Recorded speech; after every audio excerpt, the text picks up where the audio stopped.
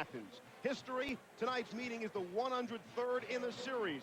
Close games, about 4 overtimes in 1996. Unpredictability. Georgia's fifth-year senior safety Larry Mann has never seen the home team win this series. Intensity, Auburn quarterback and Georgia native Ben Leard carried off the field on a stretcher 2 weeks ago, says nothing can keep him from playing tonight. Great players. How about Fran Tarkington, Herschel Walker, and Bo Jackson? This year, Auburn relies on the passing game. Every time they've scored 20 points, Tommy Tuberville's Tigers have made it stand up with Big D. Georgia's Jasper Sanks has at times been brilliant at tailback, but it's strong-arm Quincy Carter that makes the Bulldogs' offense go. The challenge for Georgia, stop the pass to win tonight's renewal of the oldest rivalry in the Deep South.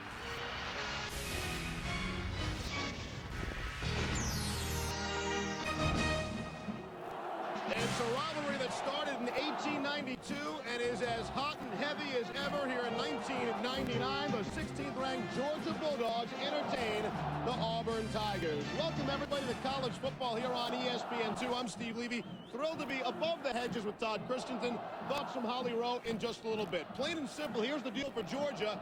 They win out, they'll likely get a New Year's Day bowl game. They had a well-placed off week a week ago. That's 2 weeks to forget what happened to Quincy Carter. Quincy Carter against Florida was 6 of 23, arguably his worst game, so he's had a week to heal his wounds and get some confidence back. Certainly playing against Auburn should do a lot for his confidence. You see the numbers there against Auburn last year, arguably his best game as a starter. Tommy Tuberville believes that Quincy Carter is the best athlete in the SEC. As for Auburn, they have 2 games left, including tonight's. They win out. That makes them bowl eligible. A lot of people feel they'd already be bowl eligible. If Ben Leard was healthy throughout the season, he will start tonight. He is somebody that has missed all or part of 6 games throughout the season. He has put up some terrific numbers. That's a 71% completion percentage. He has yet to throw an interception, Steve. As Ben Leard goes, so go the Auburn Tigers.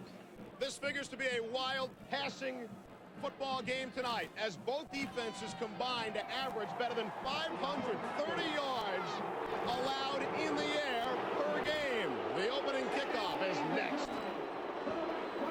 Penn State's loss. Georgia comes off the off week, and 2 weeks ago a loss to Florida, while Auburn snapped a 5-game losing streak, beating Central Florida 28-10. Third member of our broadcast crew, one of our favorites. Here's Holly Rowe. Thank you, Steve. Quarterback Ben Leard's health was a question mark before the game because of a concussion suffered at Arkansas. He was pulled as a starter at the last minute last week against Central Florida because he didn't pass some balance tests and was still suffering from headaches. But he is set to go tonight. He will start. The doctor said that he passed every test. It's a good thing because he has been raring to go between the hedges. He grew up about an hour away. As a lifelong Georgia fan, he said it's a dream come true to play here at Sanford Stadium. He looked very poised, focused, and full of clarity in his warm-ups tonight. All right, Holly, thanks very much. Jim Donnan in his 4th season as head coach at Georgia. Doing all the right things. I like what Jim Donnan has done here, and Tommy Tuberville on the other side in his first year with Auburn. Some growing pains, needless to say, but he's got Auburn on the right track, I believe, Steve. We are just about set to go. Better than 85,000 on hand in Athens, Georgia. Brett Kerouac is set to kick it off. Travaris Robinson and Tim Carter are deep, and we are underway. And it's Robinson in the end zone. He'll take a knee, and Auburn will operate 1st and 10 from their own 20-yard line. The backs behind Ben Leard. Heath Evans is a tailback in a fullback's body. He's been getting it done the last couple of games for Auburn. The receivers, Ronnie Daniels, he's their touchdown maker. He's got 7 of them to lead the team. And Geno James is the jewel of the offensive line. He started every game in his career. And there is Geno, who has huddled the troops a week ago in an effort to say, hey, the offensive line will do our job. Everybody else get going. And they did, as we pointed out, beat Central Florida 28-10. 1st and 10 from the 20. First play under center. And there is Ben Leard handing off to Heath Evans. Instead, it's around the right side. What a reverse. And a big Tim Carter, the redshirt freshman wide receiver, picks up 15 off the reverse. And the Georgia defense that tried to catch up on that play. Richard Seymour is the best of the bunch up front. The junior has admitted this week he's thinking about the upcoming NFL draft. of the linebackers. Boss Bailey, he is Champ's younger brother. He's the leading tackler on the team. And the DBs watch for both corners. Jamie Henderson is the best cover guy, but the two corners, Hill and Robinson, they each have 5 interceptions. Pick up a 15 on the play off the reverse. This is 1st and 10 now from the 35. And this time they do, in fact, give it to Heath Evans up the middle for a pickup of 2 on the play. Steve, the initial reverse is indicative of the way Tommy Tuberville is approaching this game. He really feels like he has to do some special things to get going. He mentioned to me the possibility of Auburn being in the shotgun with Ben Leard somewhere between 60 and 70% of the time. He wants to make the Georgia defensive people cover in space. They give him 3 on the play. And he said, we will not hesitate to run out of the shotgun position. Right now, Leard is under center. Wide receiver split out to the right and to the left. Clifton Robinson is in the game, and he's got the football. And Robinson is brought down. Looks like a loss of yardage on the play. It was Kendrell Bell on the stop from his middle linebacker position. Ben Leard actually had to make an adjustment. It was clear that the runner didn't know what direction to go. It looked like an underneath handoff, but it went on top. Kendrell Bell, the big middle linebacker, a junior college transfer. Talking with Kevin Ramsey last night, he genuinely believes number 37 is going to play at the next level. Stephen Davis is running it up, having a big year with the Redskins, but since he left, he has left the cupboard bare. 1.9 per carry. That's egregious. Loss of 3 on the play brings up a 3rd and 10. 2 wide receivers to the right, 2 out to the left. Lead starts out of the shotgun, now steps up so everybody can hear the signals. And now will take the snap. Here's Leard to throw for the first time tonight. And it's complete to Travaris Robinson, and a great effort with Larry Mann draped on his back to pick up the extra yardage needed for the first down. What happens sometimes, Steve, is it's a misnomer to think that you've got to throw the distance of the first down. What you have to do sometimes is let athletes make play, and that's exactly what Travaris Robinson does. Ronnie Daniels is able to run some people off, enabling Travaris Robinson to catch the ball in the crossing route. As you pointed out, Mann was on top of him, but he was able to beat the young man in coverage and get the first down. Fresh set of downs for Auburn. The kind of drive they hope to start with this football game. Coming as a heavy underdog. Handoff up the middle to Evans, and he picks up about 1 on the play, right on top of that Georgia symbol. Steve, the point that I was trying to make is that too many times you say it's third and 8, you've got to run an 8-yard route. That's why you have skill players to make plays happen. Leard has a lot of confidence in him. You see the numbers by Heath Evans, you say to yourself, what's the big deal? Well, that average right there, 3.3, we pointed out just a little while ago, that's 1.4 yards better than the team is doing. The team is averaging less than 2 yards per carry, so they'll take that 3.3. Auburn is ranked next to last in rushing, 111th in rushing in the nation. Here's Leard to pass, going for the man. He had him, and it's batted away. There is no flag. Excellent coverage by the cover guy, Jamie Henderson, on Markeith Cooper. Steve, you called it earlier. He is the man in coverage. He is their best man-for-man defender. This time he's locked up with Markeith Cooper. Leard has what he wanted. Cooper's able to fend him off. Watch as he reaches right at the last minute. That's a great job to get the ball up there and snatch it away and almost come up with a catch. Excellent play by Henderson to not get interference, too. Henderson with the 5 interceptions. We mentioned his fellow quarterback also has 5 interceptions. A 3rd and 9 now from the 48-yard line. Leard, straight drop back, middle screen, got a man. It's Travaris Robinson, and he again has enough for the first down. Pickup of 10 on the play. What Georgia does here, Steve, is they decide to go into zone coverage. Leard does the right thing to get the ball underneath, and once again, it's a short route that he's able to complete and run downfield and get the first down. He caught it about 3 yards beyond the line of scrimmage because Georgia was so deep in their zones, they didn't come up quickly enough to stop him before he could get the first down. Travaris Robinson a week ago was named Special Teams Player of the Week. We'll be looking for that offensive award on this first drive this week. And a timeout has been called, and that will kill some of the momentum off this terrific start to an Auburn drive. Timeout, Tigers were scoreless early on from Athens. In Athens, Georgia, 3 wide receivers to the left. They sent a man in motion. That's Reggie Worthy going to the top of your screen. On 1st and 10, Leard to throw. Screen out to the left is Travaris Robinson, and that time not much there, although a flag comes in late. And we'll see what the call is. Jeff Harris made the tackle. One of the reasons why it was pointed out to us, Steve, one of the reasons why Ben Leard has this tremendous percentage. These are a lot of the throws that he has, a lot of screens and a lot of short passes. And they catch a break there with the face mask. The defense was all over that short screen, but now an attack on some yardage. Ben Leard apparently during the week. Face mask on the defense. Play lost yardage. 5-yard penalty will be enforced. Previous spot. Repeat. First down. Rom Gilbert, our referee today. Here's the catch, and of course he stopped. There's Henderson. That's a good call by the official. He certainly did. And to his credit, Henderson pulled his hand off at the last minute, but the official's on top of it. And it's a break for Auburn. Leard is closing in on a record. He came in 4 attempts shy of Randy Campbell's school record for the most consecutive passes attempted without an interception.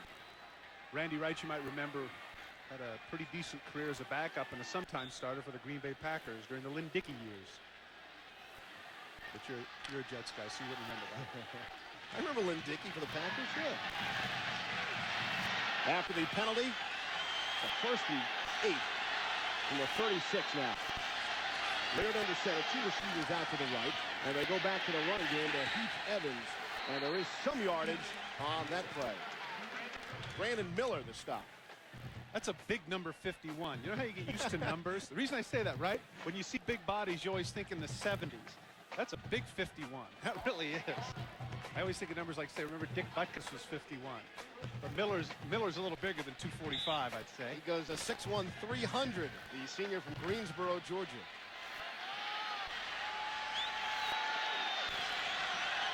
Pickup of 2 on the play. Called 2nd and 5 now. Leard hands it off to Clifton Robinson. Try on the left side for a couple. One of the things that Auburn lacks, obviously, Steve, is at the point of attack, they don't dominate the line of scrimmage. Noel Mazzoni has just been frustrated over that because as an offensive coordinator, you got to have a little bit of a mix. It's one thing to talk about throwing the ball all over the field, but you got to have something to set up the play-action pass. Noel Mazzoni was very candid with us, Steve, when he conceded the fact that, hey, 1.9 per carry, what can you say? We're not running the ball. It's a lot more pressure on me to move the right pieces. Not to mention putting the pressure on the quarterback, Ben Leard, trying to keep him upright without the help of a running game. On 3rd and 5 now. 3 wide receivers out to the right. And here's Leard looking right. He's throwing that direction, and he had a man. It was drop Markeith Cooper, a perfectly placed football right over one defender and in front of another. Kendrell Bell actually makes this play because he's going to distract him a little bit. The ball is thrown, and Bell is in the way, and Cooper should have come up with this ball. Good coverage on the part of Georgia in the secondary. And Steve, at the 37-yard line, it's kind of a tweener thing, and it appears that they're going to go for it. On a 4th and 5, Auburn that comes in 1 and 5 in conference play, but there is something on the line here. A chance to be bowl eligible should they win their final 2 games. Watch the crossing route underneath, Steve. Here's Leard with plenty of time, throws to the sideline. It's complete to Travaris Robinson, and he's knocked out of bounds. The 3rd first down play for Robinson in this drive. Pick up a 14 yards there, and Heath Evans supplies a solid block. Steve, Ronnie Daniels runs a crossing route, and he clears out all of the coverage. Watch as you're going to see. Ronnie Daniels is going to come from the left of your screen. Here comes the coverage. Now watch. It's single coverage. Leard able to get the ball man for man. Great route by Robinson. There's absolutely nothing Harris can do. You saw Leard almost fall down. Had the poise to deliver the ball on the money. Great job by 14. You can almost sense the confidence Auburn is picking up as they move down the field. Robinson now has 3 catches for 34 yards. They dump it into the flat to Ronnie Daniels. And Daniels is brought down just shy of the 5-yard line after a pickup of 19. And the Auburn passing game clicking on all cylinders. Steve, either Daniels' man got picked or he was just able to run away from him. Watch Harris in coverage here. He just doesn't come with it. He doesn't come with it. Daniels does a great job of negotiating his way through traffic. And at 6'1" and about 215 pounds, he is a load to bring down. A lot of yards after the catch for number 25. First and goal now from the 5-yard line for this Auburn offense.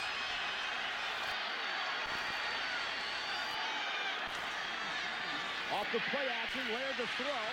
Got a man, but only a pickup of 1 on the play. Hits the tight end Lorenzo Diamond on the play.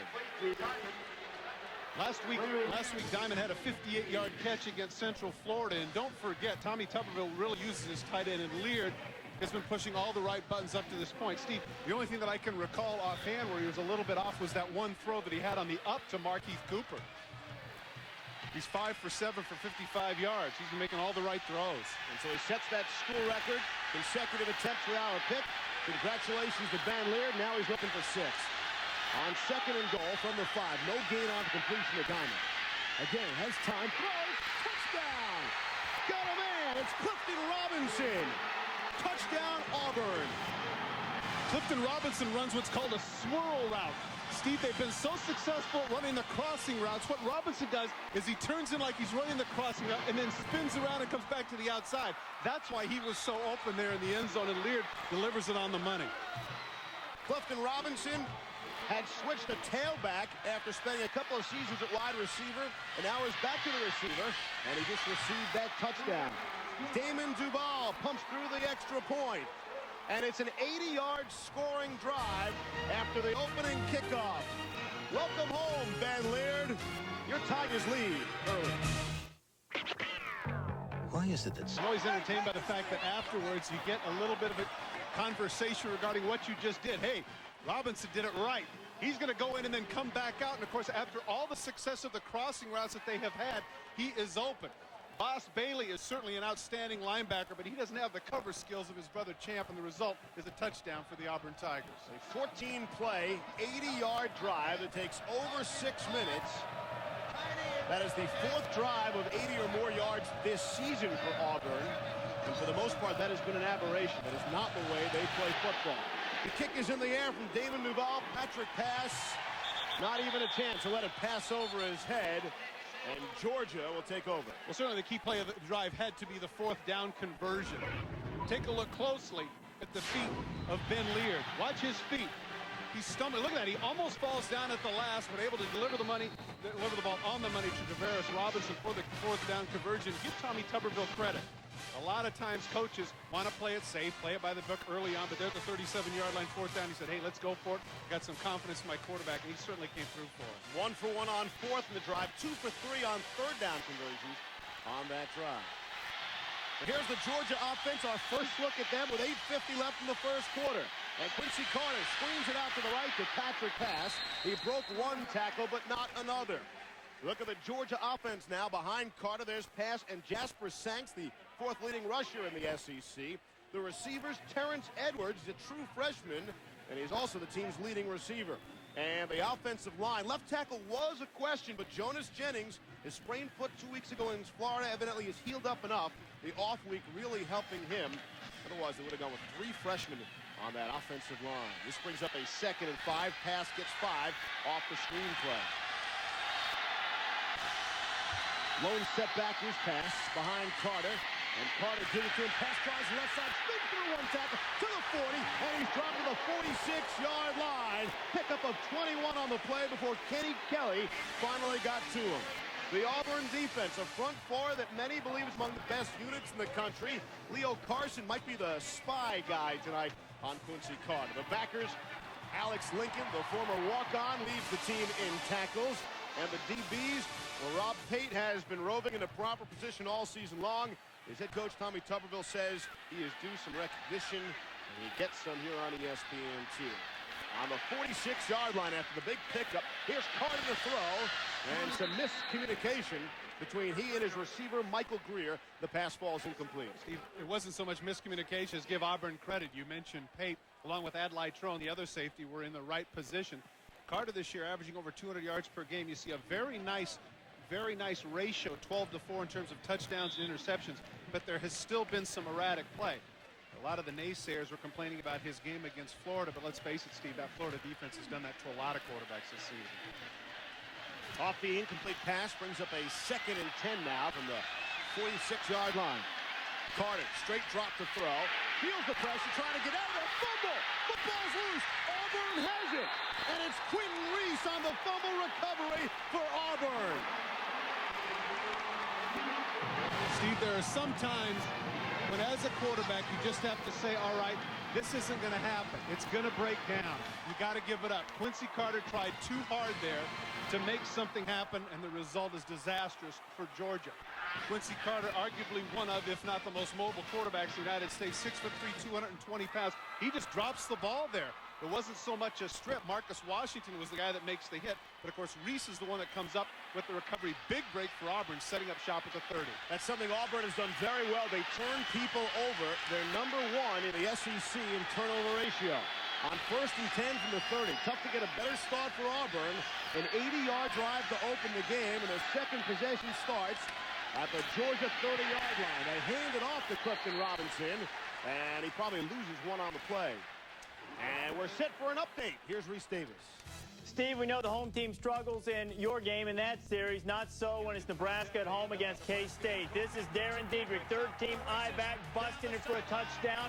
K-State hasn't beaten Nebraska and Lincoln since '68. Not going to happen today either. 34-9 in the fourth. Let me go out on a limb here, Steve, and say that the BCS is going to be shaken up this weekend. I'm just going to say it. I know that's bold. Going on a limb, that's right. People all over the country saying, what did he just say? Here's Lear to throw. He's under pressure, and he will be sacked. Although he hangs on to the football. Charles Grant got him from his right end position.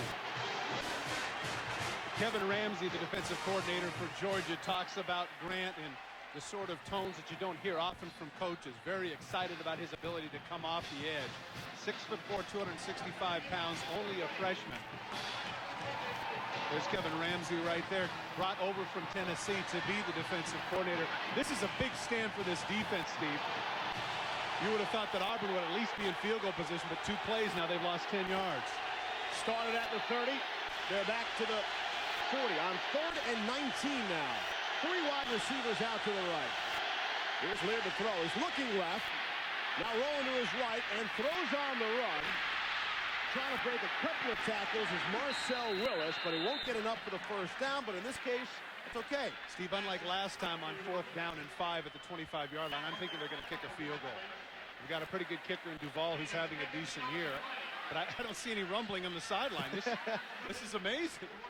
Well, I tell you what, the confidence in Lear is really staggering. Tommy Tuberville, man. Let's call him Gaylord, man. Kind of a riverboat gambler, I'm telling you. They call it a 4th and 4. They were successful on their first 4th down conversion attempt. And let's see what Lear has planned here. Out of the shotgun. Lear to throw. Middle screen. Got Travaris Robinson, and he won't get the first down that time. Tim Wansley, the solid tackle, and they turn it over on downs. Wansley does a great job of staying with him, realizing where the first down marker is, and able to make the tackle. That play has been successful up to this point, but sometimes you just got to try something else. Wansley's right with him, drops him in his tracks. He was 1.5 yards short. Something interesting, too, here, Steve, with regards to the psychology of the game. If, for whatever reason, they get down to it, where they have to have a field goal late in the game, Damon Duval has to wonder to himself, the kicker on the sidelines, number 20 for Auburn, do they have confidence in me? That was a 42-yard field goal, 4th and 5. What's up? So Georgia takes over. And here's Carter to hand it off to Patrick Pash. Tries the middle of the line. And if he got back to the line of scrimmage, he'd be fortunate. Tavares Pounds on the stop. You know, when you're in the heat of the game, Steve, those are the sorts of things that you don't really think about. But the thing is that as a kicker, you know, almost always you've got a fragile psyche. And you can see him looking around, chatting. Got the blonde hair and the earring working. He's a happy dude. He has to be wondering himself, what's up? Why didn't I get an opportunity here? Maybe somebody in the crowd just said that to him as well, and he turned around. 2nd and 8. Upcoming. 2 on the play. General spot. Confusion in the secondary for Auburn. Carter, first option of the game, gives it off to Pass off the option pitch. Pickup of a few. And we check in again with Reese Davis. Steve Washington, the only club that controls this Rose Bowl destiny, but UCLA trying to go up 6. Block. Chris Griffith's kick. Washington picking it up. Don't celebrate yet. Try to run it back. Steve Gleason. Lester Towns. Give it up, Lester. Give it up. Pat Connor says, I'll take it. And then they want to get it to Anthony Von Took. Oh, that's a forward lateral. Still, UCLA by 3 late. Cal Stanford all over again. Circa 1982. Through the band. Here's Quincy Carter now. to throw, and it's batted away. Good coverage there. Terrence Edwards was the intended wide receiver. And we check in with Holly Rowe. Holly. Guys, when the Auburn offense got on the field tonight and had a successful first drive, you can't believe how it fired up their defense. The defense has been so frustrated all season at the offense's lack of productivity, but having some success early has fired up the defense, and they're playing like it right now. Steve, it certainly fired up to various Pounds. He was the one that separated Edwards from the ball. That's very catchable, but Pounds laid a lick on him. As a result, fourth down. Win Kopp is back to punt it away. And it's Markeith Cooper lets it bounce. And it will be downed at the 40-yard line after the 32-yard punt. 3:33 left here in the first quarter. Auburn Georgia, a fast-moving first quarter despite all the footballs in the air. That last punt was for 32 yards by Win Kopp. Jonathan Kilgo is a freshman. He has been punting the last few weeks, but he was injured in practice, hurt his foot, and so Win Kopp has been punting and will punt, we expect, for most of this game. Kopp was the starter a year ago and started for most of this season until he lost his job. Now the injury gives it back to him, and Clifton Robinson has the football. Try on the right side. He's out just beyond the 40-yard line. See, that's really a pretty big deal because that was a 32-yard punt, but it rolled about 10 yards. I mean, if you're going to play the field position game, especially in a game like this, which appears to be close, that's not what you want to do. Bring up a 2nd and 8 now from the 42-yard line. Reese mentioned how the lack of home field advantage in this series. The last home win in this series, going to go back to 1991. And Georgia won right here. Been lots of road success. This is a 2nd and 7, they call it. Two wide receivers to the left, and they'll hand it off to the right to Heath Evans. This is a series that has had many memorable moments. In the 1959 Georgia-Auburn game, 54,000 people filled this stadium to overflow level, the largest crowd to that date. Sir Francis, Fran Tarkenton, hit Bill Herron with a 13-yard touchdown pass on a 4th down in the final 30 seconds to lift Georgia to a win and the SEC title. That Auburn team featured 3 All-Americans, Dean Smith, Ken Rice, and Jackie Burkett. It could have been Fran. He stayed in the pocket. I was waiting for the scrambler to take off, but no pressure there. Here's Leard. Under some pressure, he'll scramble, and just before he's hitting, releases, and he's got a man down the sideline. It's Markeith Cooper, and he dropped at the 10-yard line. Tim Wansley finally got to him. Big play for Auburn, goes for 46 yards. No one is going to accuse Ben Leard of being Randall Cunningham, Steve Young, et al. In terms of scrambling, but he does a great job buying time, moving to the side, and it's asking an awful lot of the Georgia secondary to have to cover for 5 or 6 seconds. Markeith Cooper is able to find the gap, and he is dragged down to the 10-yard line. And Steve, 86,000 people here are a little bit dumbfounded. Leard is now 9 of 11 for 123 yards. Out of the shotgun on 1st and goal from the 10. Leard to throw, and why not? Throws for the end zone, got a man! Markeith Cooper, touchdown!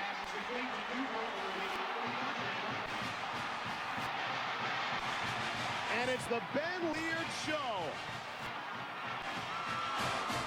13-0, Auburn. A look at the War Eagle on the road. Steve, it appeared that Arantes Grant, the linebacker, had Markeith Cooper in coverage, and that's certainly a mismatch.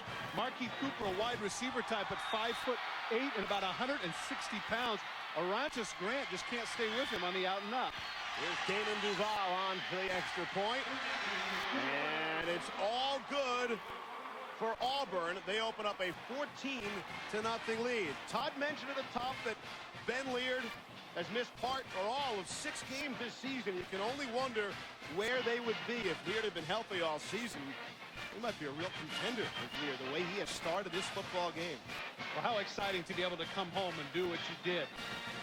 You're going to see right here is Markeith Cooper. He runs the out and up, and of course the linebacker is the one that has to have him in coverage. Not used to somebody this quick. He takes a poor angle, and Leard able to deliver the ball on the money. You know, Steve, I'm not necessarily impressed with Leard's arm strength and certainly not with his mobility, but what amazing poise and his accuracy. He has not thrown a bad ball yet, despite the incompletions. And that was under some pressure. He was on the move when he threw the football. 10 of 12, 132 yards and 2 scores. We already told you in this game tonight he has set the record for most attempts without an interception. He has yet to be picked this season. And there you see the scoring drive. And Duval is set to kick it off with a 14-0 Auburn lead. Patrick Pass and Brett Milliken are back deep for Georgia. This is a stunned Bulldog team.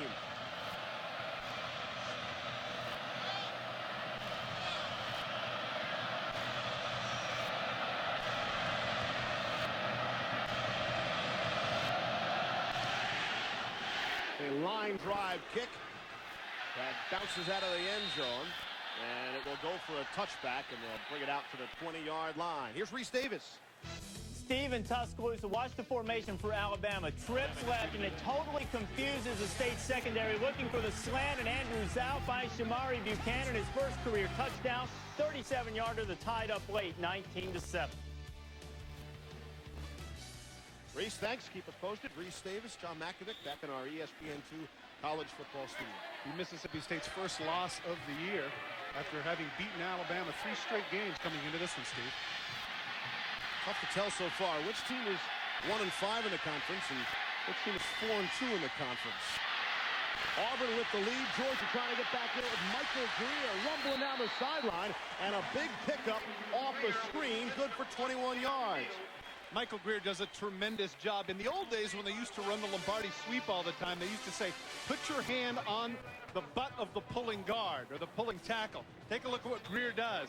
He's right there. He waits. He waits for his tackle, John Stinson, to come out front, makes the block, able to get the extra yardage. That's heads up.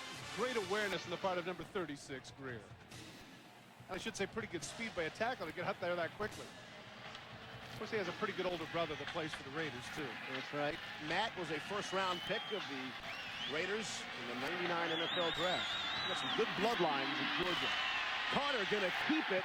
I'm not sure if that was supposed to be an option or not. That's a little awkward. He went down to the turf. Steve, what it appeared to be was what's called the Stanford option. They had Edwards coming around, reverse it. They're going to pitch the wide receiver going the other way. But Carter was heads up enough to see that the penetration by Auburn was too much, so he slides to the ground after having the fumble earlier. He's going to, discretion will be the better part of valor for him.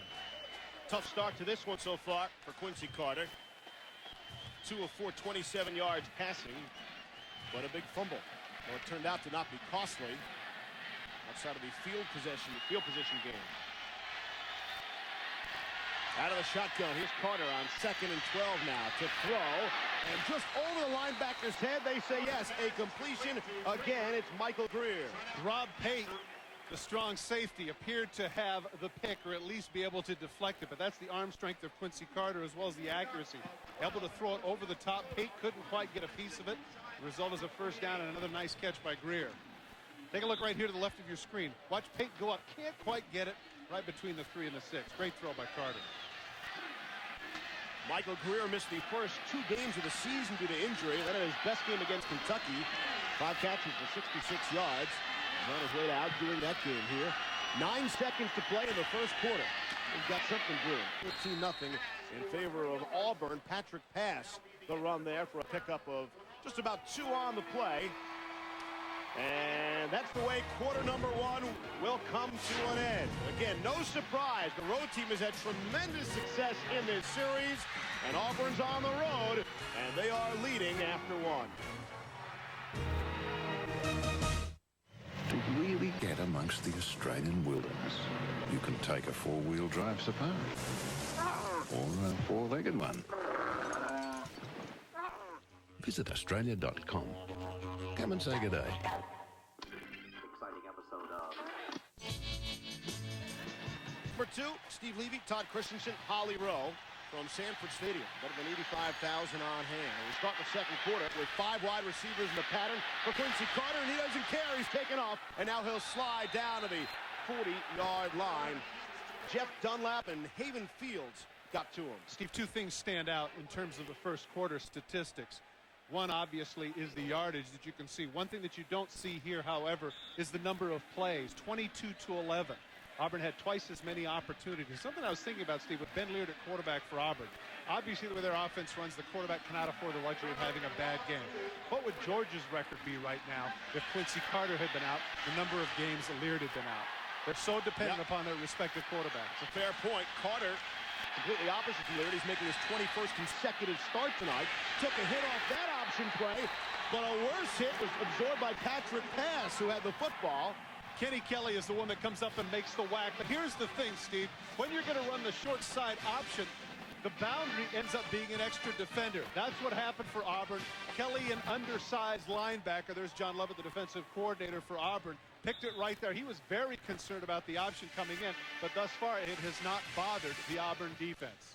Georgia somewhat concerned about running the option because they don't want their quarterback to get hit every single play. We spoke to Quincy Carter yesterday and said, how many times are you going to run the option? He said, actually none. A bunch of times here tonight. Punt is away. Markeith Cooper will let it bounce. And it takes a Georgia bounce, and they're able to down it. They call the 10-yard line. Steve, one thing that Auburn should be aware of at this point is that the return man, Cooper, has to be standing about the 28-yard line. This kicker cannot kick at 45 yards. That's going to help them in field position.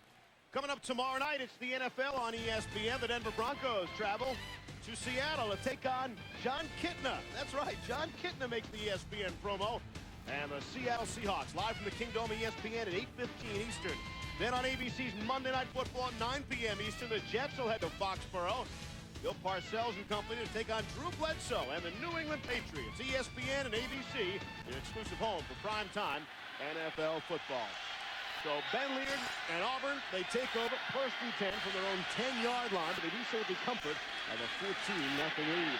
Heath Evans able to break free. Here's Evans rumbling out to the 40-yard line.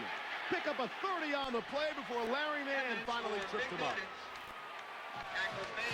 One of the things that Auburn needed, when they kept going with their tailbacks, they kept going with the 175, 180-pounders. Heath Evans is listed at around 230. Watch as he squares his shoulders, gets upfield. Great job at the point of attack by the offensive lineman. He's not going to go down with arm tackles. And number 44 is rumbling with some speed in the secondary. Don't be deceived by the fact that he's a big man. He can move. 6 foot 230. He considers himself a tailback in a fullback body. And now they'll operate out of the shotgun. You see the time remaining on the play clock, and they just get it off. Here's Leard under some pressure. He's got a man. He's Ronnie Daniel down the sideline to the 10, 5. Touchdown, Auburn. Beats Jeff Harris on the play, 59 yards, and the explosive Auburn offense under the direction of Ben Leard.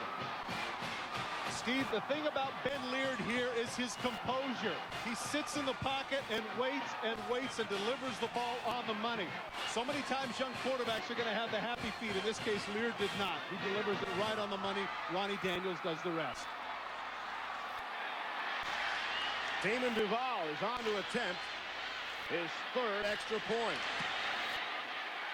And Duval has it. And Ronnie Daniels adds to his total. The true freshman with his 8th touchdown of the season. It's 21-0 Auburn. ESPN Sports Century. Prize in the making.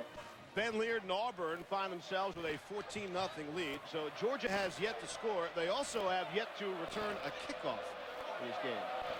21-0. I beg your pardon. Damon Duval. Can you believe those numbers? My goodness. Duval kicks it out of the end zone. And again, it's the 4th time Georgia has been unable to return the kickoff. Charles Grant and Kendrell Bell put on the rush. They're almost on top of Lear, but he throws it just at the last minute, is able to hang in. Ronnie Daniels, with the big body, is able to fend off Jeff Harris, as you can see right here. And watch when he makes the catch. Tell me that this isn't a right hand that both Lennox Lewis and Evander Holyfield would envy. Pow, there's one right cross. Try it again. No, you're not going to get me. I'll tell you what, that is one strong wide receiver. 1st and 10 now from the 20. Out of the eye. Sanks and Haynes in the backfield. And the handoff is to Jasper Sanks for a pickup of maybe 1 yard on the play. Jimmy Brumbaugh on the stop. Steve, I mentioned earlier that the 86,117 that are here in attendance were dumbfounded. Now they're mad. You can hear a smattering of boos throughout, and the pressure squarely is upon the shoulders of number 17, Quincy Carter. Georgia has started their 4 possessions on the 20, the 22, the 20, and the 20. That's consistent field position. Consistently poor. Here's Quincy Carter to throw, steps up feeling the pressure, and he'll go down. Brumbaugh got him again along with Marcus Washington. And here's Reese Davis. All right, Steve, Washington and UCLA. Huskies down 3. John Anderson's from 56 yards. Yes, 56 yards out, and it's good to tie the game at 20. And they are going to overtime in the Rose Bowl. And Alabama finishes off Mississippi State 19-7. Dogs' first loss. The Tide must beat Auburn to win the SEC West. And that doesn't look easy now, does it? Not with a healthy Ben Leard for the Tigers. Man, off a loss of 4. Brings up a 3rd and 12. 2 wide receivers out to the right. Quincy Carter out of the shotgun calling the signal. And we get a flag. Penalty marker on the field. See, that's usually the position where the play clock may have run down. It could be a delay of game. Ball before the snap. Delay of game. Offense. 5-yard penalty. Still. 3rd down. Not only the physical mistakes, but the mental mistakes. Jim John is certainly frustrated. They're not getting the plays in quickly enough. They're not making the right decisions. Georgia needs a big play to shake themselves out of the doldrums, Steve, because right now, the understatement of this broadcast would be that Ben Leard is hot. The Georgia offense, conversely, 15 plays, a total of 49 yards. 3rd down and 17. We got in the playbook for 3rd and 17. Carter down the sideline and nearly intercepted. Larry Kasher had the tremendous coverage on Jermaine Phillips. Jermaine Phillips got to let it go. You're down 21 points. You have no reason to trash talk. And of course, Kasher, what are you going to say? Hey, he covered you. He turns and he's looking at the backfield. He knows he's got 3rd and 17. So Kasher's measuring this interception. He knows what's coming. Just couldn't quite hang on to it. And at the end, a little bit extra is administered by Jermaine Phillips. But, of course, Kasher's the winner of that battle. He's won many battles. Kasher has as many picks this season as 7 D1 teams by themselves. Here's Win Cox to punt it away from his own end zone. Markeith Cooper. Steve, Markeith did exactly what I was talking about. He moved up 5 yards there. As a result, they're inside midfield. Great field position again for the Tigers. They came for a new beginning. Welcome back. What did you call Ben Leard? You said he was hot? Is that what you said? Yeah, that was bold, wasn't it? Well, that and that the BCS standings are going to be shaken up this week. He really a master of the obvious. 2 for 2, baby. Leard 11 of 13, $191 and 3 touchdowns, and another completion. Clifton Robinson on the play along the sideline. Little pressure here on the Georgia defense, as we pointed out. Ben Leard 12 of 14, making all the right decisions and very comfortable in the pocket. It's incumbent upon Georgia now to get a big play, a sack, fumble, something to change this thing around, because even though there's a lot of time left, clearly Quincy Carter has had comebacks before. I witnessed the Peach Bowl to see Noel Mazzoni, who also is making a lot of right decisions. I'll get to that point in just a second. 2 receivers out to the left, single setback for Ben Leard. And they will have to hand off the football that time. Just to change it up a bit, it's Heath Evans. And here's Holly Rowe. Guys, before they got on the field, the mood on the defensive sideline for Georgia was devastating. Their heads were hanging, particularly Larry Mann, their free safety, and their right corner, Jeff Harris. Both of their coaches had to come over, their position coaches, and hold their face in their hands, whisper into their ear, and try to get them back and focused into this game. They said, settle down and play. You know what you're doing. But right now, these players are definitely doubting themselves. Well, Holly, one of the things I meant to point out is in the Peach Bowl last year, they were down 21-3 to a very good Virginia team, and Quincy Carter was able to negotiate that comeback. So it's well within the realm of possibility Georgia can come back in this one. 3rd and 5. They're 3 for 5, as you saw, on 3rd down conversion, and they won't get it off.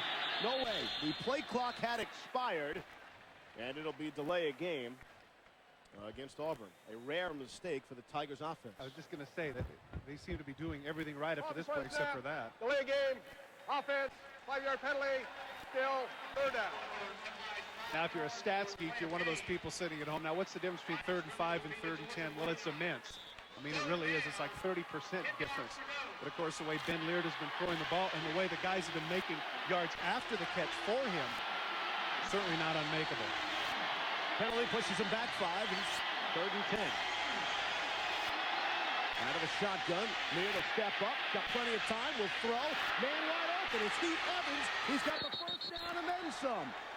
Finally forced out by Larry Mann after the pickup of 19 yards. Another 3rd down conversion for Auburn. Steve, Heath Evans just gets lost in the shuffle. You're going to see he's back there as a protector, and nobody is going to cover him. He's just going to get lost in the shuffle, and as Leard shuffles to his right, there's nobody there. No middle linebacker, no nothing. There he is, wide open on the left side of the field.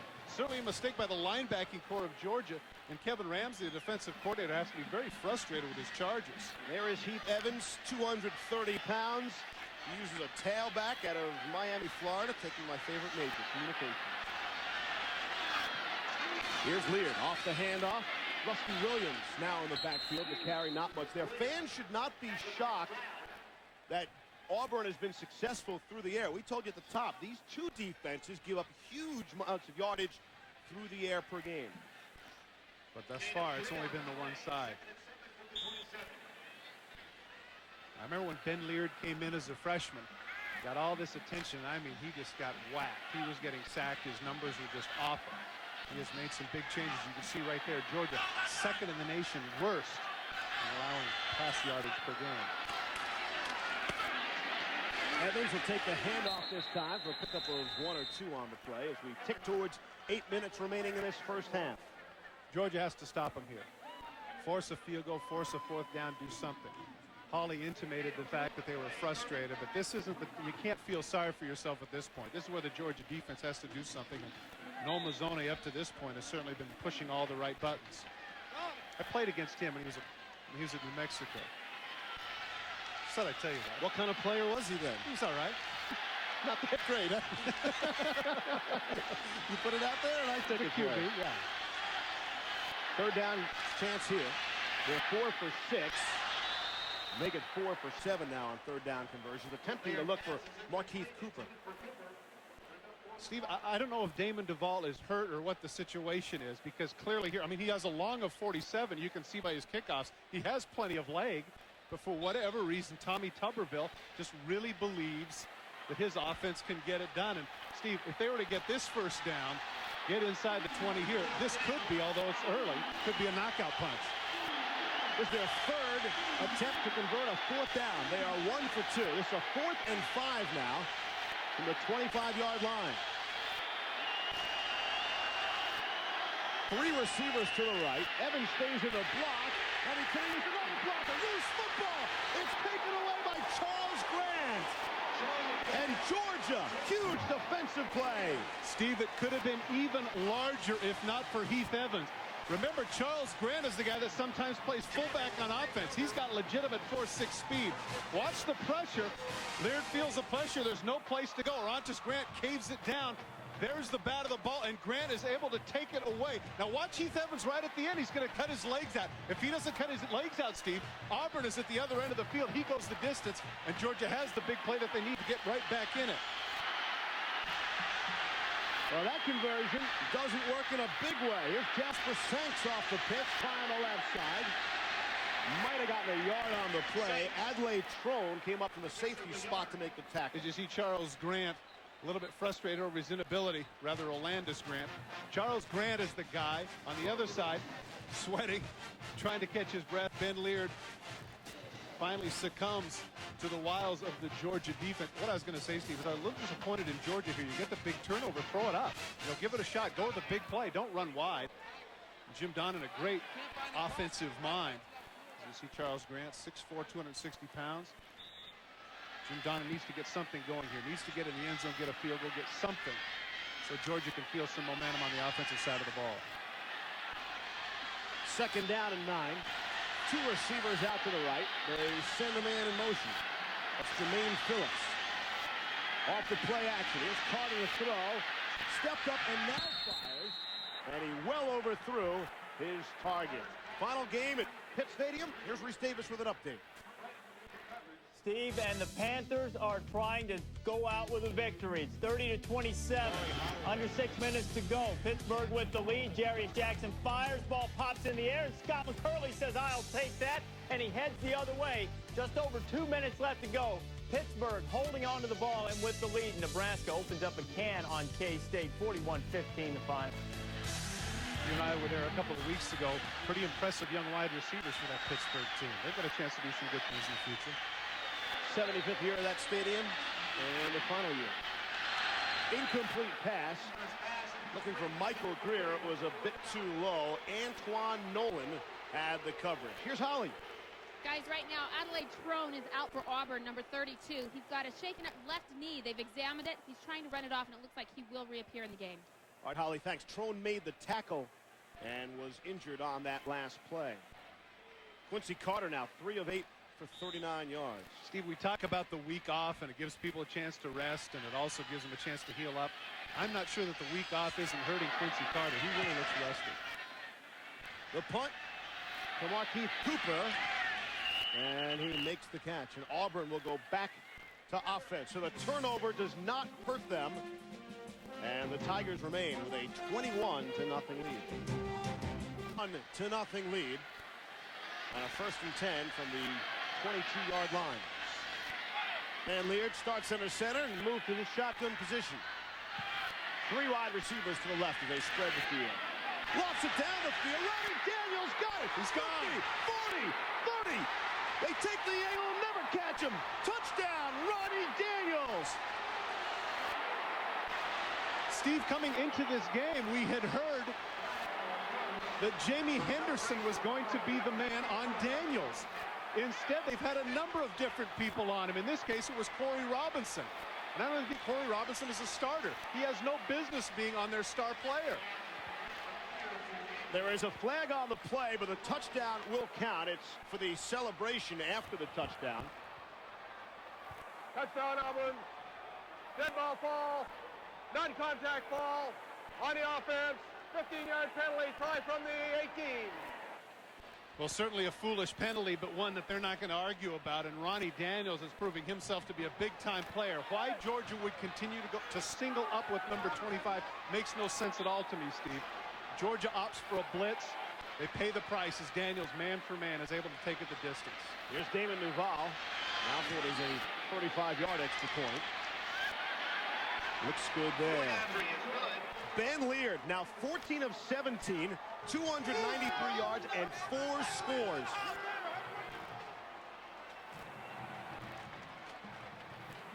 Well, Ben Leerd has exactly what he wants. He's got his best player man for man. And right there, once again, the big body. You just can't do anything with it. Corey Robinson tries, but Daniels runs right through the tackle, able to go the distance. And at the end, he does the Alvin Harper a la spike the ball over the goalpost. That's what the official calls. But as they say, no harm, no foul. Extra point. Auburn up 28-0. No way, Steve. No way I would have thought that. The number's on Leerd, and it is all good. We talked about some of the screens helping his completion percentage. He's been throwing some high-risk passes, completing them as well. To make a literary reference, Steve, which I know you'll appreciate, Thomas Wolfe is famous for his line, "You can never go home again." Tell that to Ben Leerd. Leerd came in this week saying, "I hope to have Larry Munson calling my name" on some of the great highlights. And there is the legendary voice of Georgia, the man Leerd grew up listening to. Larry Munson's been calling Bulldog football since 1966. And I'll tell you what, I'm sure Munson's could choose his highlights. 4 brilliant touchdown passes for Ben Leerd. It is a career high. And it is 28-0 in favor of Auburn. Duval, they kick it off. See if Georgia tries to return this one. I don't think so. And here's Holly. Guys, there's been some Georgia students behind the hedges heckling Ben Leerd all night. He was very gracious early on. He'd wink at him or smile. But after this last touchdown pass, he ran straight over to the students, pointed in their face, and said, "Hey, y'all, are you Auburn fans yet?" My feeling on that, Steve, success is the best revenge. Yeah. 4 touchdowns and 293 yards speaks volumes. Even if you could elocute like Dick Cavett, it doesn't matter. The way he's performing, that says it all. Leard has been brilliant. Daniels great. Guys are making plays for him. And Georgia's accomplished only 50 net yards on offense. Make it maybe 52 yards after that pitch. Tonight, there's more great college football for you on ESPN in about some 20 minutes from now. At 7:30 Eastern, 19th ranked Miami will take on Michael Vick and number 2 Virginia Tech, the biggest game of the Big East this season. And over on ESPN2 right here following our game, Dusty Bonner and Kentucky. They'll take on Vanderbilt live from Nashville. ESPN, you're home for bowl week, and that game might just about be for a bowl appearance. And give Woody Widenhofer his props down in Vanderbilt. Former defensive coordinator, defensive line coach for the Pittsburgh Steelers, done a great job down there in Nashville. Here's Carter now to throw with tons of time. Hits a man coming across the middle. It's Terrence Edwards, and he is out of bounds at the 38-yard line after the 16-yard pickup. The fake option was able to take away some of the pass rush of Auburn, and that afforded him to have as much time as he wanted. Edwards cutting across the field. He came on as a bang, a freshman. Very first game against Utah State, had 10 catches for 195 yards. He has been the go-to guy for Georgia. First and 10 from 39. Quincy Carter came into this game third in the SEC in passing and in total offense. There's another figure to take a dip. It's only Georgia's 4th first down. And they've got another. Make it 5. Football is loose. And let's see. Auburn's got it. Adlai Trone, who Holly mentioned was shaken up and injured before, he comes up with a fumble recovery, and it's all going right for Auburn. Like so many other wide receivers and defensive backs in college football, Terrence Edwards is a converted quarterback. So sometimes you don't quite have a feel for things. Take a look at the catch, excuse me. Jermaine Phillips on the catch. Now at this point he needs to put it away. Instead he is separated from the ball, and the result Trone is able to come up with, but Creighton is the one who separates him from the ball. Nice play by Rodney Creighton. Auburn has been so successful passing.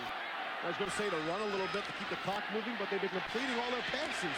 The clock has been moving. There's Heath Evans as they run up the middle. Richard Seymour made the tackle. Steve, it may not seem like a big deal, but Auburn has rushed for 40 yards. And the 30-yard run by Heath Evans earlier in the game, that was the longest run of the season for the Auburn Tigers. Everything is going the Tigers' way here in the first half.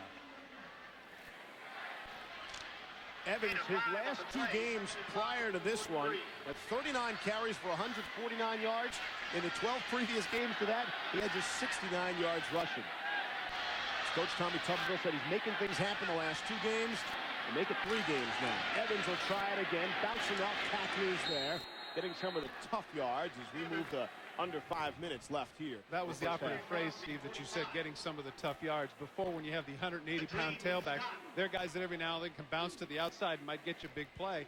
But you got to establish yourself between the tackles. Number 44 appears to be the man who is doing just that. Third down, a long 2. Brings up third down, and they say a long 2. And there you see Auburn tonight, 4 for 7. Something they haven't been particularly good at all season, but tonight rather effective. Although what hasn't worked so far for the Tigers here tonight? 2 wide receivers split out to each side, complete to Daniels, and he is very close to the first down, and there's a flag on the field as well. Naturally roughing the passer. Finally gets so close to him. It's not going well for Georgia at all. Personal foul, roughing the passer on the defense. 15 yards, and then a run. First down. You overheard the referee say 93. Richard Seymour is the guilty culprit. Jim Donnan trying to excite some people, try to keep some people in the game. Seymour frustrated. He's going to come out and my guess is get an earful. Seymour's the guy they've been pumping for All-America status. And the guy we mentioned earlier admitted this week thinking about the NFL draft and maybe coming out early. He's coming out early right now. He's on the sideline. On 1st and 10 after the penalty. Here's Leard to throw. Pops it up in the air, and tried to allow Markeith Cooper to run underneath. Just a bit too much air on that throw. Same play that he ran for the touchdown when they were down on the goal line, but a little bit too much space and a little bit too much air, as you pointed out. Only Leard's 4th incompletion of the night so far, and he's thrown a ton. He's put the ball up 19 times, 15 to 19 for 296. Looks like he's playing with a smile on his face. The young man enjoying himself, and why not? A career high here in the first half. 4 touchdowns in his return. Ben Leard from 40 miles away from here, Hartwell, Georgia. You can feel that the offense is oozing with confidence. Here's Leard to throw. Off his back to Cooper. After the catch. Plenty, though, with Reese Davis. Steve, Washington's first trip to the Rose Bowl might cost them one in January. In overtime, Chris Griffith for UCLA. Ball game 23-20, and just like that, Stanford back in the Rose Bowl driver's seat for the Pac-10. And the final game at Pitt Stadium, and the Panthers win it 37-27. Both teams now 5-5. The goalposts are down. All right, Reese, thanks. Pitt will play at Three Rivers Stadium next season, and then moving to their brand new stadium, join with the Steelers the season after that. Here's Leard to throw, and that would appear to be some miscommunication with his wide receiver, Reggie Worthy. Reggie Worthy had man, and Ben Leard was thinking that he was going to go up. Instead, Worthy runs the 5-step hitch route, and the ball is already gone. That's definitely... Here's another mask of the obvious. I think that's a timing route. Brings up a 4th down. What do you do? Oh, gee, this is a big decision. They're going for it. Unbelievable. This is fun football. When you're up 28-0. There you see the man who is calling for his 4th down conversion attempt. Leard from the shotgun to throw. Gets the pressure. He's got a man. It's Daniels. He's got the first down. And he's knocked out of bounds at the 21-yard line. Steve, I'm trying hard to think of a wide receiver in college football who, after he gets the ball, is as powerful as Ronnie Daniels. Certainly Peter Warrick is somebody who's a little shiftier, maybe a little bit quicker. But when 25 gets the ball, you've got to come with a load. He's faster than a linebacker, tougher than a defensive back, and you can see right there, he just punishes Harris with the forearm. The rights are working for Daniels tonight. You can see the huge numbers number 25 is putting out. And he is a true freshman, but keep in mind he is 23 years old. He's played 3 years in the Montreal Expos baseball system.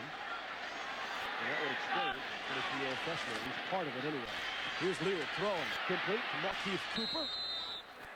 Picks up about halfway to another first down. Larry Mann on the tackle. Let me go way out on a limb once again to say that if Ronnie Daniels has to decide between baseball and football, I think he'd be leaning towards the latter, wouldn't you? I would think so. Besides, it's tough to play for the Expos. They don't draw a whole lot over the Big O. The tax problem up in Canada. 20 yards tonight. Auburn, the heavy advantage. Leard is up to 316 yards passing of that 362. He's got 3 receivers to the left. If he was in the Yankee system, we could have a discussion. Here's Evans now for a yard or 2. Spoken like a true New Yorker. This is going to be shocking, 28-0 when this score is flashed around the country prior to the half, no matter what you say. However, keep in mind, the road team has been so successful in this series. In fact, Auburn has won 6 of their last 7 trips here to Sanford Stadium, and it's not one way. I mean, Georgia's been very successful at Jordan-Hare as well. Even with that said, this still is shocking. Yeah. The road team up 28-0. Way to try and mollify it a little bit. And Leard will call timeout. And we'll step out. Minute 36 to play here in the first half. A first half owned by Auburn. College football for you. Thanks for taking time out of your busy Saturday night to be with us on ESPN2. This is a 3rd and 4 play for Ben Leard. Leard to throw. Got a man. No surprise. It's Daniels. And he is brought down inside the 5-yard line. Pickup of 10 on the play. Steve, when you're 215 pounds and things are going your way, you're not afraid to go over the middle. This is a great catch. He takes the 3 steps and cuts across on the side. Makes the hand catch, extends himself. Not afraid to take the collisions because, quite frankly, in honoring the late Walter Payton, who said, I'm the one that will deliver the blow. Hence the reason why all the stiff arms and the forearms. Number 25, Randy Daniels, is finding suit today. He's doing the exact same thing. 6 catches, 180 yards. He's averaging 30 yards per catch. That was a shorty, a quickie for him. Just picked up a 10 on that play. First and goal now from the 4. They get the play off. And Leard will throw. Takes the hit. He was hit hard down to the turf after releasing. It goes as an incomplete pass. Bruce Adrian had the pressure on Leard. Jack Schweiger, the tight end, who actually was open, but because of the pressure, Leard had to get rid of it quickly. Misdirection, counter boot, throws the ball quickly, and he is dropped. Over 300 yards in 1 half alone. I don't think in his wildest dreams he could have imagined this. We told you about all the time Leard has missed. Well, he missed most of it due to a shoulder injury. Came back against Arkansas. Had to be taken off the field on a stretcher after being hit. Suffering from a concussion. That's why he did not play a week ago. But man, is he ever playing tonight? He's going to be hit again. Football is loose. Looks like it is picked up, though. Charles Grant, once again, with the great speed on the outside, gets to him. I'm not sure his arm hadn't gone forward, but Heath Evans was smart enough to pick up the ball.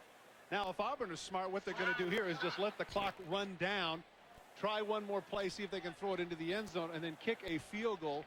Don't give Georgia any opportunity with the ball before the half is over. Well, I say kick a field goal. I mean, that's what most teams do. Not so far here tonight. They've attempted 4 fourth down conversions, and they haven't been 4th and 1 and 4th and inches either. Here's a 3rd and goal now from the 11. Near the throw, and he's got a man. Well, they say the ball looked like it was knocked away. Let's see if they rule it a catch or not. Oh, they give him the catch. They give him the catch, and now they call timeout. No, timeout was called. It did not run out. Reggie Worthy was the receiver. It was knocked away after the fact, evidently. They were heads up enough to call it. And so what's going to happen, at least as best I can tell, Auburn is going to have the football. Georgia's trying to run off the field, but clearly, Steve, they called timeout well before the horn sounded. Tommy Tuberville's not very happy about it. He knows. He knows differently. The Georgia players have all headed for the tunnel. Auburn is staying up. The band is on the field now. Steve, this is completely a hometown situation. There's 2 seconds remaining. The referee had the right call. Yep. And I'm telling you what, on the 1-yard line, I don't think they're going to kick a field goal. I still think they're going to go for it. Tommy Tuberville's not very happy. Auburn should have known better. They should have said, no, let's give ourselves another chance. Georgia, you understand, right? But the visiting band doesn't want to do this. And sure enough, 2 seconds is back on the clock. Good calls by the official. It really was. Not getting caught up in it. There are the players streaming back onto the field. Of course, they had the right idea with the drift to the exit, seeing if they could influence the officials. If I'm down 28-0, I want to get to the locker room as quickly as possible. But let's give credit to Rom Gilbert, the referee, who knew better. Got the timeout, knew there was 2 seconds left. And what's Auburn going to do here, Steve? Well, they're going for it. I know they're going to go for it. What are they going to call? I would go with a pass play. The way Leard has been so effective. Wait a second. No way. Here's an odd sighting. It's actually the place kicker. Can't be. Can't be. Damon Duval is on the field. Nah. A rare sighting tonight. In case you're just joining us, they have gone for so many 4th down conversions. Is there any way they're going to fake it, an 18-yard field goal? Duval has caught a touchdown, by the way, on a fake. Here's a 17-yard field goal attempt, we believe. And he kicks it away, and it is good. Now the horn sounds for real.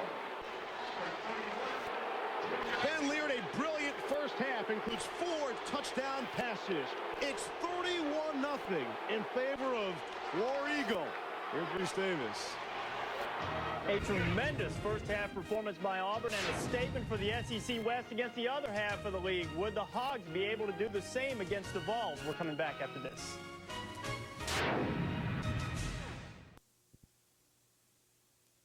As we get you set for third quarter action. Welcome back, everyone, to Athens, Georgia. Steve Levy along with Todd Christensen. Thoughts from Holly Rowe in just a little bit. The story has been the quarterback, Ben Leard, in his return home. Well, there should be a quarterback comparison, but there is no comparison. Clearly, Leard has had the best of this. He's just put out astonishing numbers, as you can see. Carter hasn't been bad, but he just hasn't been nearly as effective as Leard, who has done everything right, throwing for over 300 yards and 4 touchdowns in one half alone.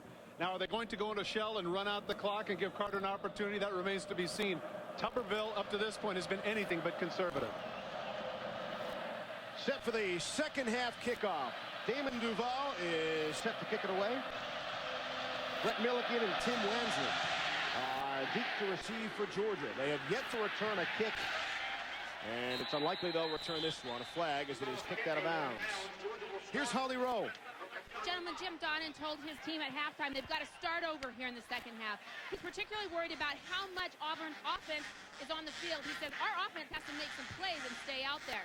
And Tommy Tuberville, Todd, I asked him your question, why didn't he go for any of those field goals early in the first half? He said, Holly, we ain't got nothing to lose. We're hanging all out. You saw us play 2 weeks ago. We're not a good team. We ain't got nothing to lose.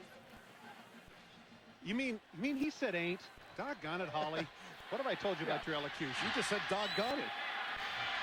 Here's a chance for Carter. Completes a pass to Randy McMichael, the tight end. And so Georgia starts better in the second half than they did the first half. The stats aren't lying in the first half, that is for sure. As Jim Don had pointed out, there are too many offensive plays. And here's something that you would have never thought, and maybe it's not that big a deal. Time of possession, Auburn, more than 2-1. And, of course, the 40 yards rushing. You say, Todd, what's the big deal, 40 yards rushing? Don't forget, this is a team that averages less than 70 for an entire game. Georgia trying to run the ball. It's Jasper Sanks, and he's got a burst there, and he's across midfield. Steve, Jasper Sanks, the leading rusher coming into this game for Georgia, right around 700 yards. He had 300-yard games earlier in the season, but that's not a name we called very much in the first half. Only 3 carries, I think. He was the first Georgia running back to do that, Todd. 3 consecutive 100-yard games since Garrison first did it back in '92. And there you see what he's looking at so far tonight. Here's Carter to throw on 1st and 10. Under pressure, and he throws it away. Once again, that front 7 for Auburn putting some pressure on Carter. 6 of the 7 members of the front 7 for Auburn are seniors. So they've been around the block, and I'm thinking that during a struggling season that they have had up to this point, this has to be tremendously satisfying for that Tiger front 7. It's a defense that really has played well throughout when the offense has not been able to pick them up. However, a week ago, we talked to John Lovett, the defensive coordinator, and he said when the defense saw the offense scoring against Central Florida, it lifted everyone's spirits. The defense has been doing their job and then some, and the offense has not been contributing, at least not until last week. And here tonight, doing more than their fair share. Screen of Thad Parker along the left side. He's just past the 45-yard line. It's interesting how those things mushroom, Steve, because you can see now in the body language of Auburn flying all over the field, making tackles, no arm tackles, shoulders and heads are in there. They're going after Georgia. They sense the kill. The Auburn offense, they have 31 points at halftime. Only once this season have they scored more than 31 in an entire game. And that was when they put up 41 points at Baton Rouge against LSU. Steve, as you pointed out, when they score 20 points earlier, they've won every time. Kind of left side from Michael Greer, the receiver, and it looks like he is just shy of that first down marker. Pretty good lick by Haven Fields to drop in there, and I'm thinking 4th down here, Steve, there is no real decision. Georgia's going to have to go for it, down 31 zip. Marty tells me that Georgia has never trailed at the half by as many as 31, as in never, ever. Well, there's always a... never mind. Uncharted waters here. And they certainly did not expect to be trailing by 31 at the break for one of their arch rivals. They got a lot of the field to work with. An option might be interesting. Caught 4th and 2. Carter, the option, and it's Todd correctly called, but it's incorrectly run. They're short of the first down marker. There is a flag on the Steve, the flag is going to be holding on the tight end, and Auburn is going to get the stop that they wanted. It's going to be turned over to the Tigers. They'll refuse it. Marcus Washington came up to make the stop on Jasper Sanks off the option.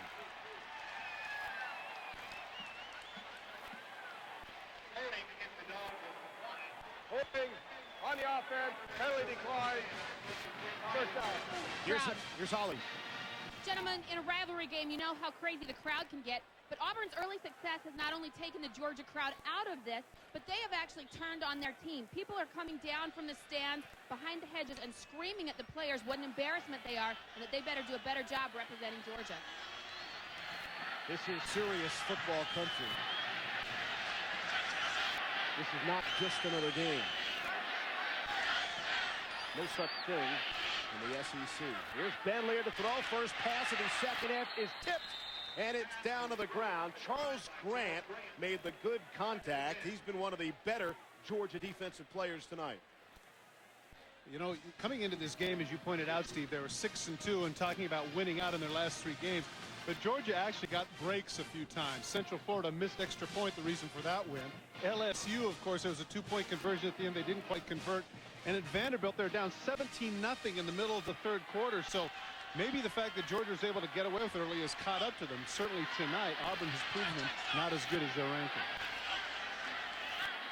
The 2 or 3 plays that Auburn says they might be away from the 6-3 or so. Might look the other way as well. Another big completion to who else but Ronnie Daniels, and he breaks free, trying to break through another tackle. He's down to the 5, and they finally drag him down to the 3-yard line, and they are cheering like wild in that particular section for Auburn.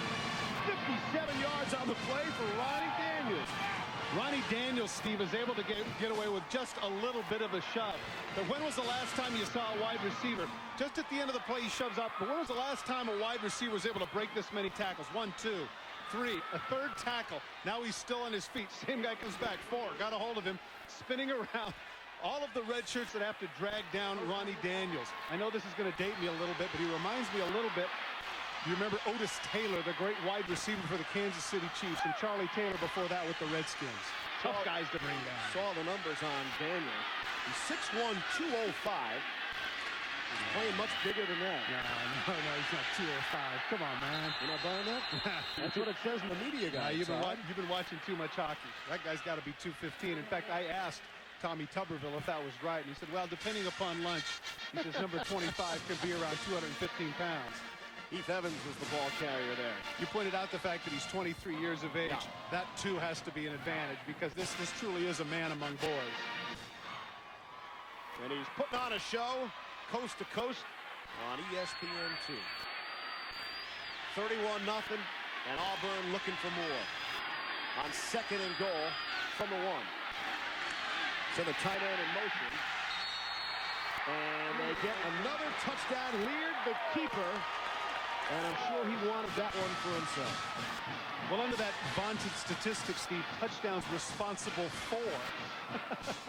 Now he can say he's responsible for 5 of those touchdowns. 4 through the air, 1 on the ground. The 4 passing touchdowns for Lear. That ties the all-time Auburn record. And as you pointed out earlier, you made a very cogent comment, that being the fact that the pundits now after this game, particularly there in Southeast Alabama, are going to say, what if? What if? Yeah. What if? Duval, the extra point, and he's got that one too. 60 yards in only 4 plays. All Auburn in the first half, and it starts that way here in the second as well. Monday Night Countdown at 7 on ES Georgia. That just about says it all. As we're early on in the first quarter. 38-0 Auburn. What could Heath Evans possibly be telling him? You know what?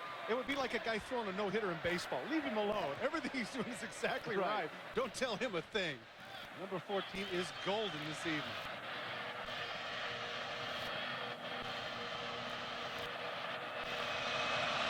David Duval will kick it away. He's put every single kickoff in the end zone. This one 2 yards deep in the end zone. Landry will carry it out. It's the first time Georgia has been able to run back a kickoff. And they start just shy of the 20. Well, to use an adjective of my old buddy Matt Millen, Ronnie Daniels is a stud ball. He looks to the left, jumps up, makes the catch. There's a right cross. There's a Peyton stiff arm. He goes the distance. Same situation at the other side, jumps up. That's just too big of a body to arm tackle. Once again, another long play. And the one you just saw, what's the subtle little push that he's able to get away with, and he continues to break tackles heading down. Steve, you pointed out at the top of the show the yards after the catch. Ronnie Daniels has more than 150 yards after the catch on his receptions. 7 for 237 yards. Averaging 34 yards a catch. Wow. He's getting hot at the right time. I mean, last week had a career game. Was against Central Florida, but still a career game. 10 catches, 143 yards, and he has blown those numbers away against a much better opponent like Georgia here tonight. Gee, I guess that Auburn-Alabama game might be a little interesting next week, huh? Could.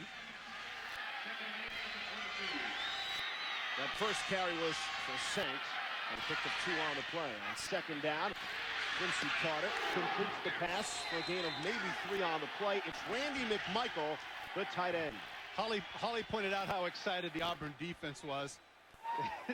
David Duvall, oh, I guess they don't need me. I guess it won't have that clutch field goal at the end with the score 38-0. So I'm hanging out with my buddies. We were worried about his confidence when the coach elected not to kick on his 4th down. You know, late in the game, that confidence could be shaken. Yeah, right.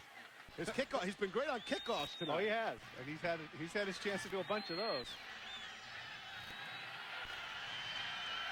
Quincy Carter and Georgia, they never figured to be in this or anything close to this kind of situation.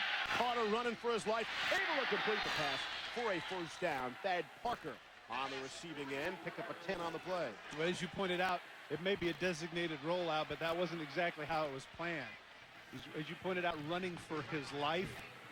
The Auburn defensive people just are really going after it. And they're doing a nice job. This is the other thing that John Lovett has done a nice job with. He's interchanging a number of defensive linemen and linebackers, keeping them fresh.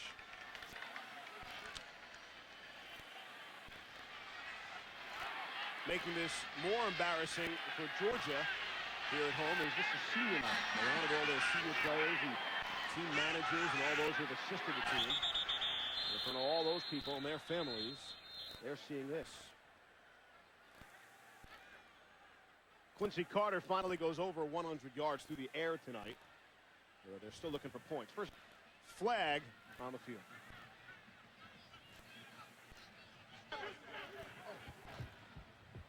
Ball before the snap, false infraction on the snapper, 5-yard penalty, still 1st down. This reminder coming up tomorrow, women's NCAA basketball action. It's the 1999 State Farm Tip-Off Classic. On ESPN2 at 1 Eastern, Summer Herb and 18th-ranked NC State will take on 3rd-ranked Rutgers from Knoxville. Then on ESPN at 3:30 p.m. Eastern, Louisiana Tech will battle Tamika Catchings and the #2 Lady Vols of Tennessee. That's tomorrow. Women's hoops just around the corner. Here's Carter, turns around and throws with a man in his face. Able to complete it to Terrence Edwards, and he's close to another 1st down. This is not going to get them back in the football game, however, these dink and dunk for 7 or 8 yards. Interesting, though, that this is off the subject a little bit. When you showed the promo of basketball and I saw Rutgers, I thought, did you see the highlights of them beating Syracuse? How excited. What an up-and-down season for Syracuse. Really has been. Wow. I'm happy for Coach Shea, though. He's done some good things there. That's a tough recruit, tough place. And needless to say, they're in a very difficult conference.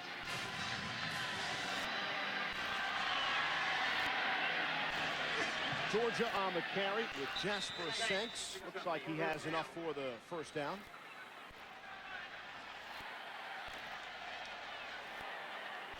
Well, while there's been a little bit of a drift to the exits, thank goodness those with the letters have stayed.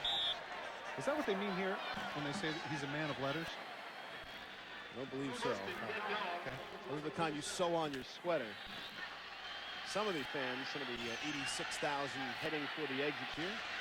Although many have remained, actually it's quite a statement, pretty impressive. We're in the 3rd quarter, down 38-0. Here's Carter, handoff to Sanks. And he moves it ahead out to about the 45-yard line. Pick up a 7.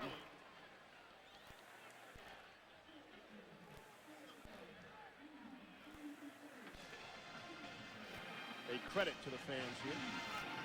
They're hanging around. Maybe they think they're going to see the greatest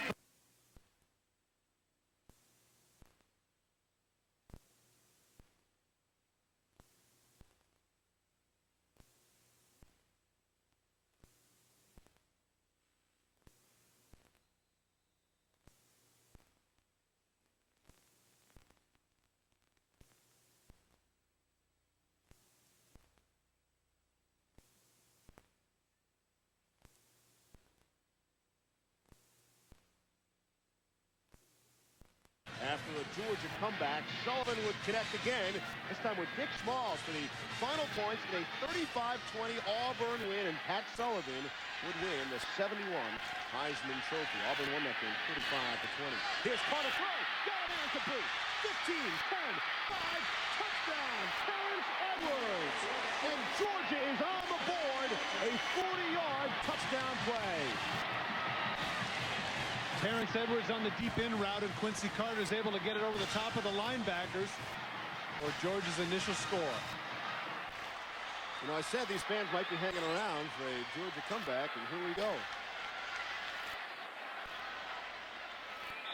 See if they can cut into it some more. Make it 31-point deficit. Hap Hines on for the extra point. And he's got it.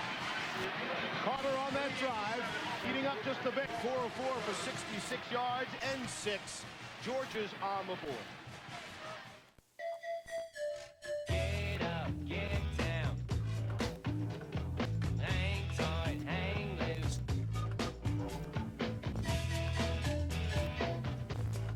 It's been said that moderation is the key to happiness. Hey, why the long face? Ouch. Ouch.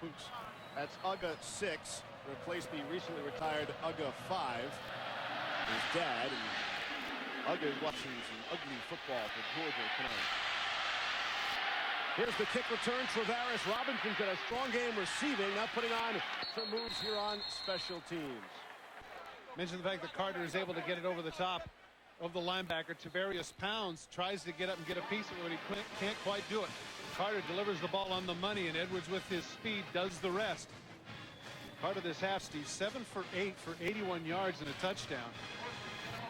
Remains to be seen whether or not this is too little too late, however. And of course, one of the things with that touchdown, Steve, it guarantees is that it keeps Ben Leard and the starters in the game. I was thinking to myself, you know, 38-0. Right. They might, I mean, he has had some injuries, right? Yes, he has. Remember, missing part or all 6 games so far this season. Motion on the, like the defensive line, unless they were drawn off. We'll see. Marcus Stroud across the line. Once again, what were they looking for? Ronnie Daniels, man for man. Ball before the snap, offside, by the defense, made contact, 5 yards, still first down. Stroud, the guilty party. Here's Holly. Standing by with a pretty proud papa, Bill Laird, and Ben has had a fantastic night. He said nothing could keep him from playing in this game. It's a dream come true for your son. Yes, ma'am. He's always wanted to play, and it was really disappointing he didn't get the opportunity in a couple of years ago, and he just, you know, this has always been a dream to play in this stadium. How has he been able to keep a good attitude this season despite all the injuries and the concussion? He kind of got down a little bit last on the concussions. You know, why me and his mother told him, you know, you can't think like that. And he's had, you know, he's lived through a lot of adversity for a long time, and he's just been able to keep it up, you know, and know that his team had a lot of confidence in him, and I think his coaches had confidence in him and knew he could come back and play. You know. How did you keep him from being so nervous before the game? He seemed very composed, and he's played that way. He talked to me Wednesday night, said he didn't know if he was really excited or nervous, and I hoped he wouldn't be just extremely excited and not keep the game plan. But as he went on in the week, the coaches must have done a great job of keeping him focused, and it just appeared that he really was focused tonight. You know, but over the first of the week, he was really excited, I think. All right. Well, thank you very much for sharing this enjoyment with us. Back to you guys. Holly, Mr. Leard, thank you.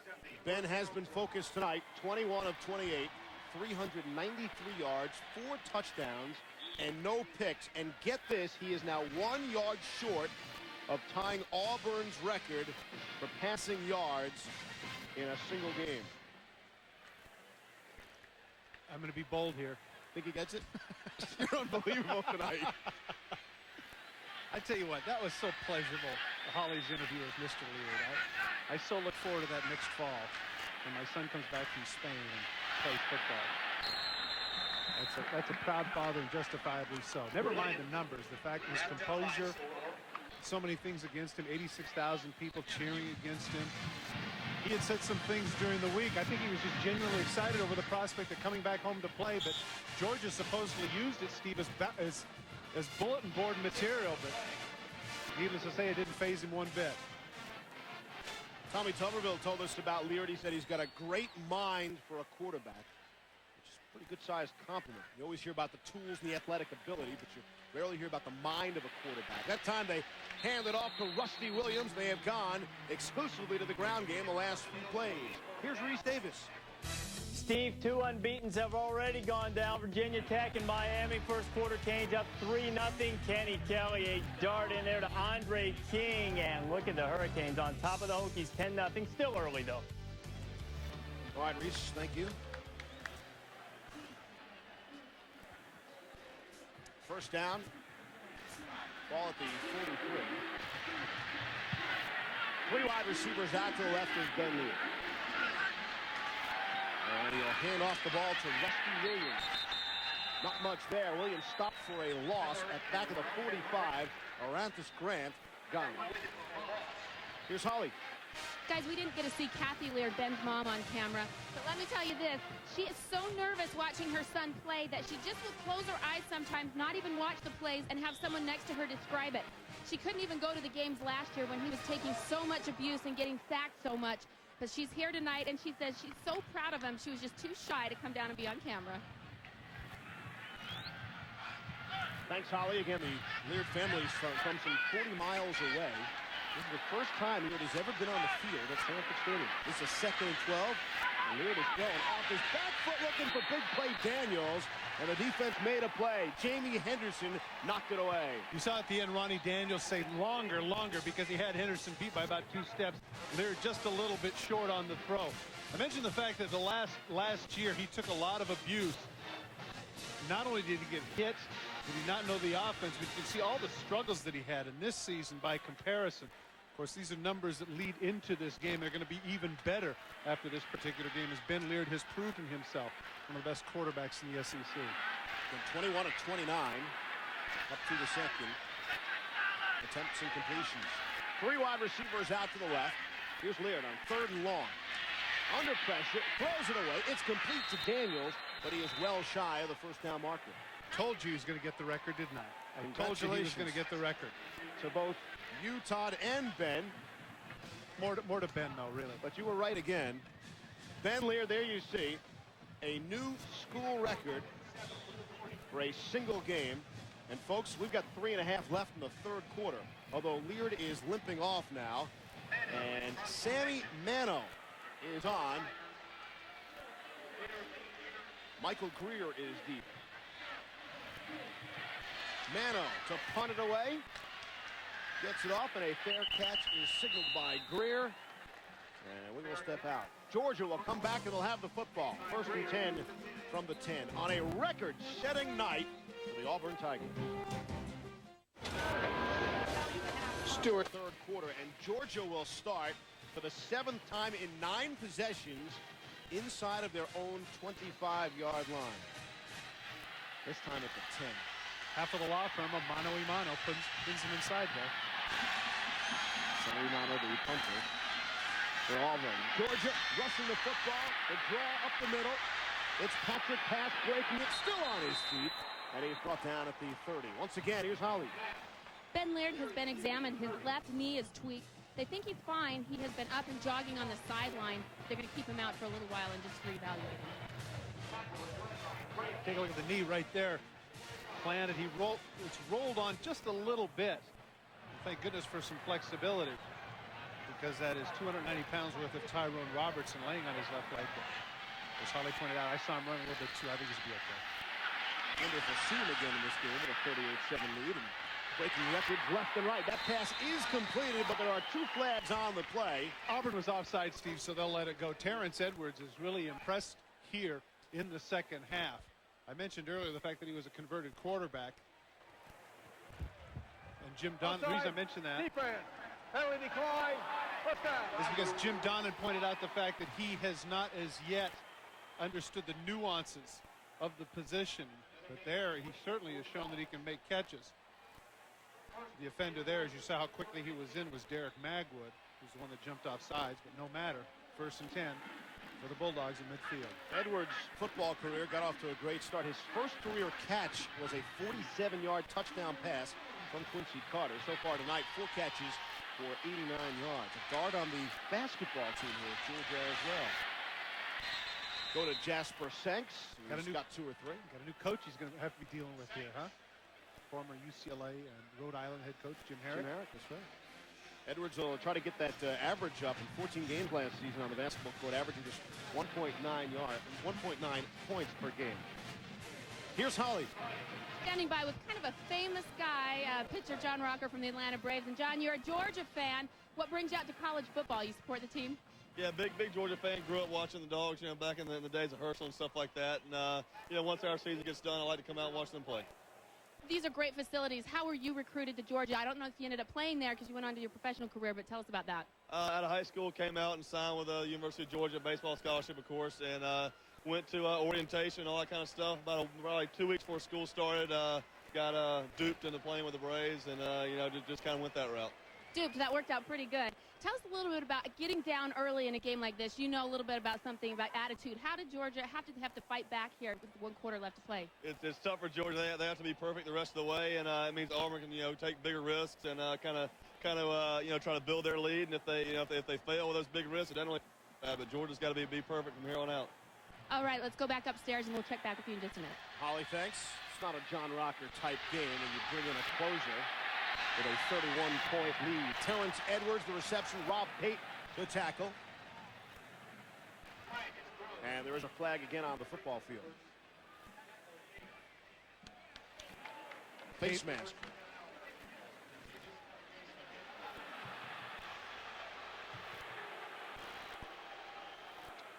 Back to Holly and John Rocker. John, now you had an opportunity to play in the World Series. Obviously, it wasn't as successful as you might have hoped, but what are your chances for next year, and what are you doing now in the offseason?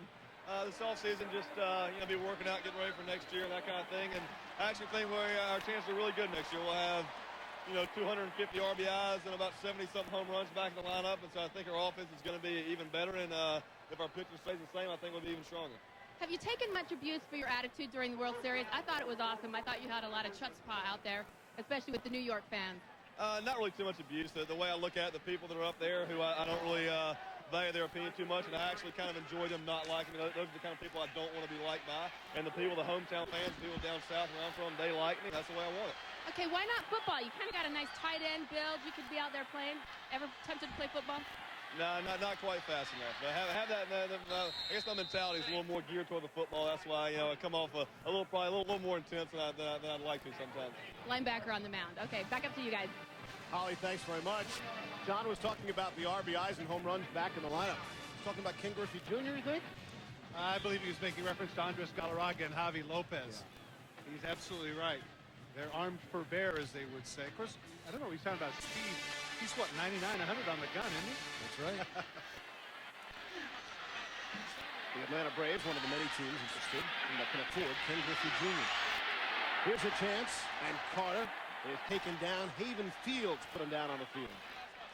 John Lovett, the defensive coordinator for Auburn, talked about the fact that we see John Rocker, who did a tremendous job in the league championship series, you recall, against the Mets, as he came in and did what he was asked to do. What'll be interesting, Steve, is not simply the fact of how good Atlanta will be. Remember, Kerry Leitenberg was their closer, who missed the season because of surgery. It'll be interesting to see the competition between those two to retain the closer's position. Pitchers and catchers just around the corner. It's amazing. The baseball season never ends. Couple of flags on the field as they complete the pass to Michael Greer as we approach the final 10 seconds of this third quarter. 38-7 Auburn in a shocker. Not that they're leading, but by the margin that they're leading by. You mentioned Ken Griffey Jr. earlier. What kind of position must you be in to be able to turn down $140 million? Wow. The Bulldogs are 6-0 this season under clear skies. It's clear tonight, but they're 0-2 in heavy rain. We go on to find out the opponents in the heavy rain were Tennessee and Florida. I'm not sure the weather had anything to do with it, as that pass is incomplete. Georgia, by the way, now 1-17 against those two opponents, Tennessee and Florida, in the 90s. Going to have their first loss under clear skies all season here tonight. 4th and 6. One thing that I've noticed about Quincy Carter tonight, Steve, is that he's been very protective of himself. Usually, you know, last year in particular, he was really freelancing, ran the option a lot, scrambled out a lot. Tonight, he seemed to be a little bit inhibited, a little tentative. Wonder if people are going to start being concerned about Carter. The Florida game, the week off, and now this one. It certainly has not been all on him, but he has not been brilliant until he hits a man right there. Touchdown, Terrence Edwards. His second of the game. 29 yards, second touchdown passing play for Georgia. Well, as Terrence Edwards goes for the touchdown, Rodney Creighton, the corner, had to wonder, where is my help in the secondary? There was no free safety to help him out. He was put on an island. Here he is. He just runs here. No free safety in the middle of the field to help him out. And the result is he gets juked. Carter delivers the ball. Nothing but grass in front of him. Edwards now over 100 yards receiving for the game, Steve. Hap Hines is on to attempt his second extra point.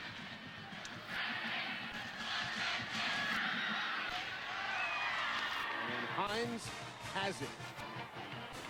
Terrence Edwards, 5 catches, 118 yards, and 2 scores.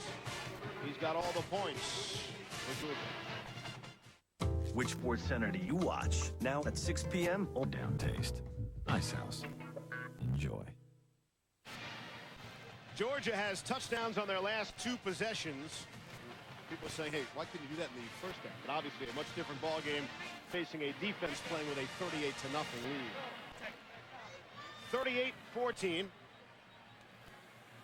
in front of 86,117.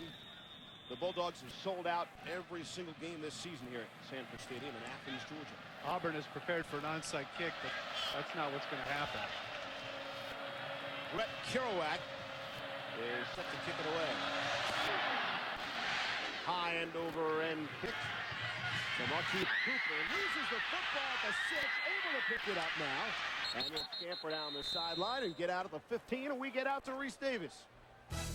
All right, Steve, as Ugo looks on, 10-0 Miami. Clinton Portis gets the ball. He's going to cough it up. Ike Charlton will pick it up. Keep an eye on Kenny Kelly.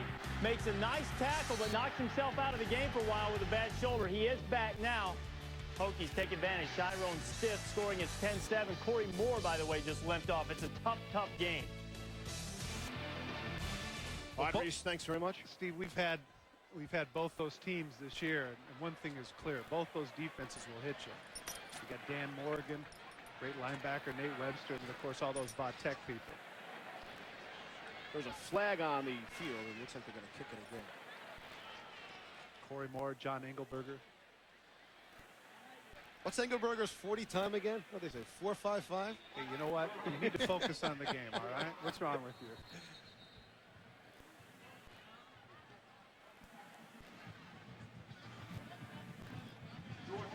Well, Georgia being offside affords Auburn the chance to regroup now and realize that maybe they're not going to kick an onside with nearly the entire quarter down 24. They can maybe set up a return.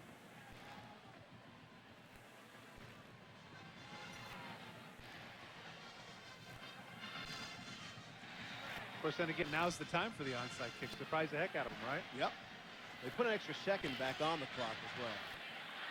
That's good news. They do it again.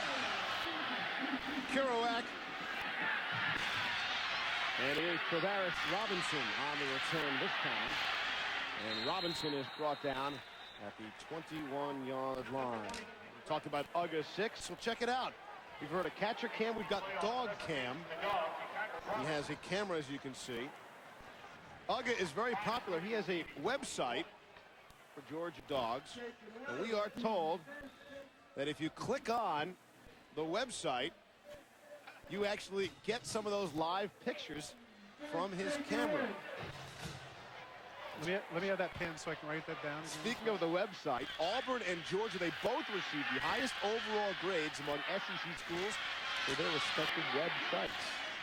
So it's not just a battle on the field and with the fans, it's a battle of the websites as well. As Steve Evans makes that catch. In a 38-14 game, the dog has a website.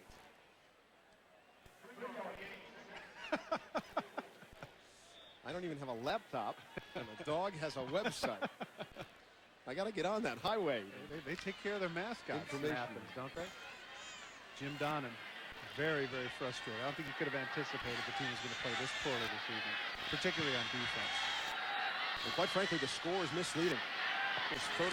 14 unanswered points now for Georgia.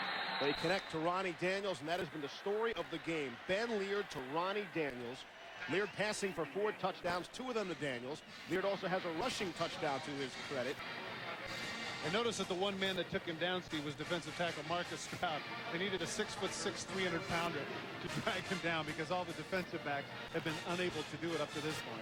Stroud, the all-SEC candidate, the defensive tackle. Actually, that's the real strength of that defensive line. The 2 defensive tackles. And 1st and 10 now from the 32-yard line. Leard will hand it off to Rusty Williams. Pick up a 1, if anything. Here's Reese Davis.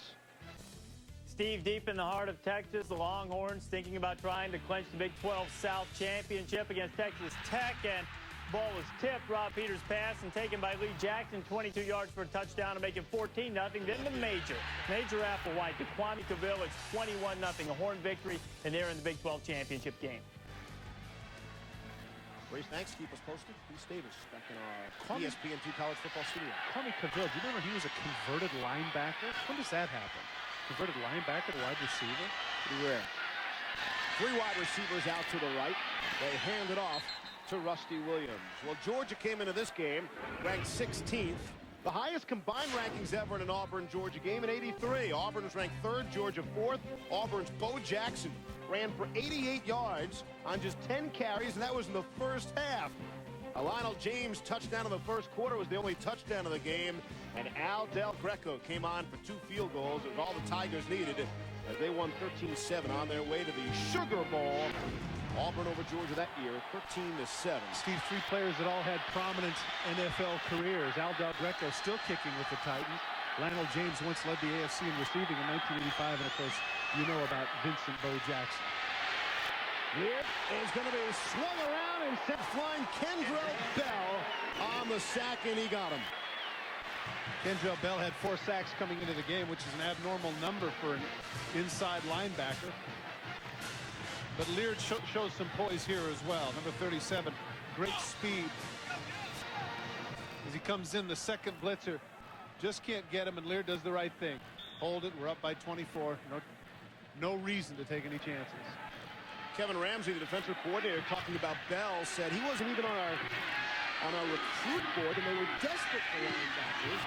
Bell, a total surprise. The punt is away. Patrick Pass is back for it for Georgia. And that's where the Bulldogs will take over, and they will do so down 38-14. Meet Jane and Joe. Both neighbors want to decorate for the holidays. Jane bought grid lights and ice lights from Walgreens. Georgia, what is the most played rivalry in Division 1A? We told you this rivalry is tied for 8th most in all of Division 1A. Interesting that Jim Donnan, the head coach of Georgia, was the answer to the Aflac trivia question on Thursday night. Oswego State Plattsburgh. No, that would be incorrect. No? Donnan was the answer. The question referred to a quarterback who's playing tennis at the same school at North Carolina State. The answer was Jim Donnan on the Thursday night ESPN college football game. Flag on the play. Flag goes down to Michael Greer. Steve, there's a clip behind the play. Javaris Johnson, the tight end, trying to make something happen in the secondary. Gets him in the back. There is the top of your screen. Pushes Casher in the back. That's the official season. There's the amber linen. Block in the back. On the offense. 10-yard penalty. End of the run. Still second down. Georgia had been the least penalized team in the SEC the last 3 seasons prior to this one. But they have really, the flags have really piled up for Georgia this season. And there you see some of the numbers. Second best in the nation in 97. And they have just about tripled it here in 99. After the penalty, brings up a 2nd and 16 from the 22-yard line. Quincy Carter stepping up under pressure, and he is taken down. Sacked on the play. Leo Carson, part of that front unit that is so strong for Auburn. Leo Carson was one of the defensive players that John Lovett, defensive coordinator, pointed out would be in a spy mode. If he couldn't get up the field, then he would linger. And that's what he does right there. Hanging behind, not pressing. And as a result of staying in his lanes and hanging back, he is able to drop Quincy Carter. There isn't a defensive coordinator, Steve, in the Southeast Conference that isn't concerned with Carter's ability to break out of the pocket. But tonight, the Auburn Tigers have done a tremendous job of hemming number 17 in. That's Carson's numbers on the season. Career against Georgia.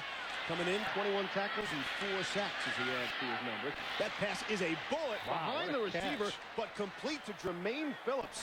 Nice hands. Really was. Thrown behind. Phillips able to reach back and come up with the ball. Carter's the first one to give him the high five, and justifiably so. Take a look at this. Oh, man, what a catch. No. I know the ball hit the ground. You're sitting at home saying, no, it should be incomplete. No. 4th and 3. This is 4th down territory. Here's Quincy Carter out of the shotgun. 3 receivers left, 2 to the right. Carter fires, and it's complete for the first down and then some to Michael Greer. And he is stopped just shy of the 50-yard line for a pickup of 14 on the play. Larry Casher appears to go for the bat. The pass broken up. If he stays with him, and it says you can see the top of the screen. Here comes Casher. Greer plants. He thinks he knows where he's coming. He jumps in front, is not able to get a hand on it. The result is Greer able to cut upfield, get extra yardage, and the first down. Greer has those good bloodlines as well. His dad is Steve, the former Georgia All-American defensive lineman, who's currently the director of football operations here at Georgia. Here's Carter trying to run out of the way, and he is taken down by 3 white shirts. Here's Reese Davis. Steve, BYU can clinch the Mountain West with a win over Wyoming, but the Cowboys making it tough. Up 17-10, Jay Stoner to Kofi Shuck. Nice catch in the back of the end zone. It's 24-10, and by the way, Demmel's in the press box. He's going to stay up there till Wyoming loses.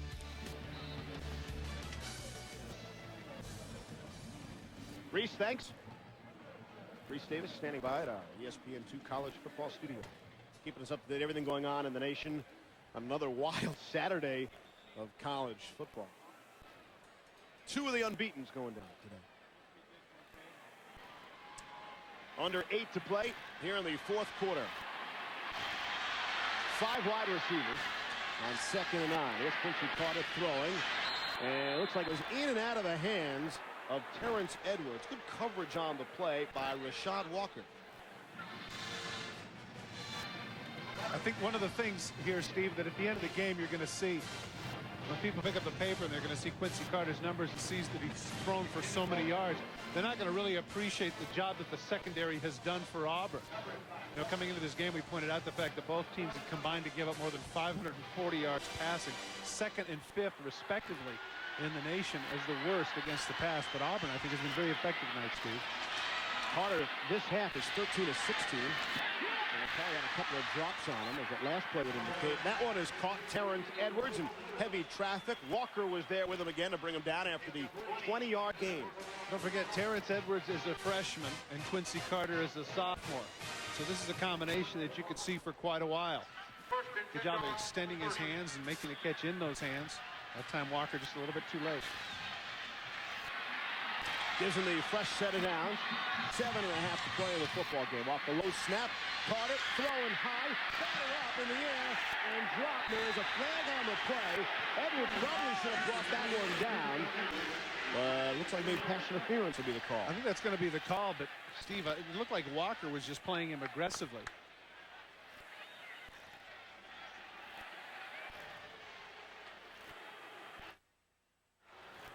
Short corner route by Edwards. Going to lean a little bit to the inside and then break to the outside. Walker turns around and he makes a break on the boy. I don't like that. Ball occurs more than 15 yards. There was it. 15 yards. Previous loss. First down. Steve, clearly there was a collision, but it seemed to me that it was a millisecond before the ball arrived. And as you pointed out, I think that's a ball that Edwards could have caught. And the other thing, if you notice that when Edwards got up, he wasn't screaming or jumping around for a flag, and that's usually an indicator.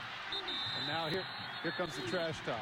He was angry at anybody. He was probably angry at himself for not catching the football. And I think Walker was just pointing to the scoreboard as in, look at the score.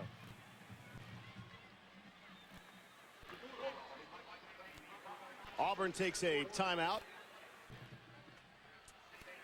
And that is the first charge timeout for them in the second half. With 7:26 to go here in quarter number 4. Coming up Tuesday on ESPN at 7 p.m. It's Outside the Lines, presented by AT&T, the Native America Sports Experience. The ongoing controversy of Native American mascots, logos, and team names. How Phil Jackson used teachings of the Lakota Sioux in coaching the Bulls to 6 NBA championships, Native Americans in the NHL, and much more. Coming up on the award-winning Outside the Lines, presented by AT&T. Here's Holly. Hey guys, standing by with John Ward, the caretaker for the War Eagle. And John, this is a pretty special bird, and she's a female, no less. That's correct. This is a 21-year-old female golden eagle.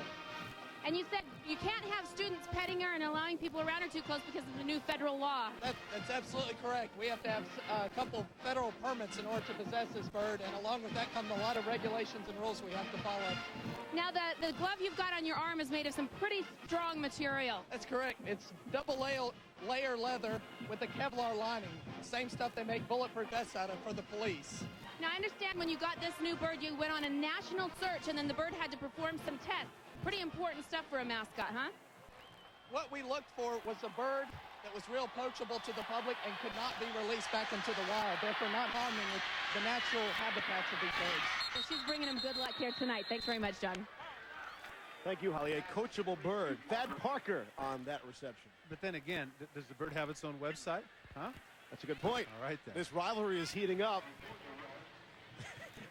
and the bird doesn't have its own camera. There's no War Eagle cam, yeah. Well, maybe at home games. Let's give Auburn credit. Maybe at home games. They're traveling on the road.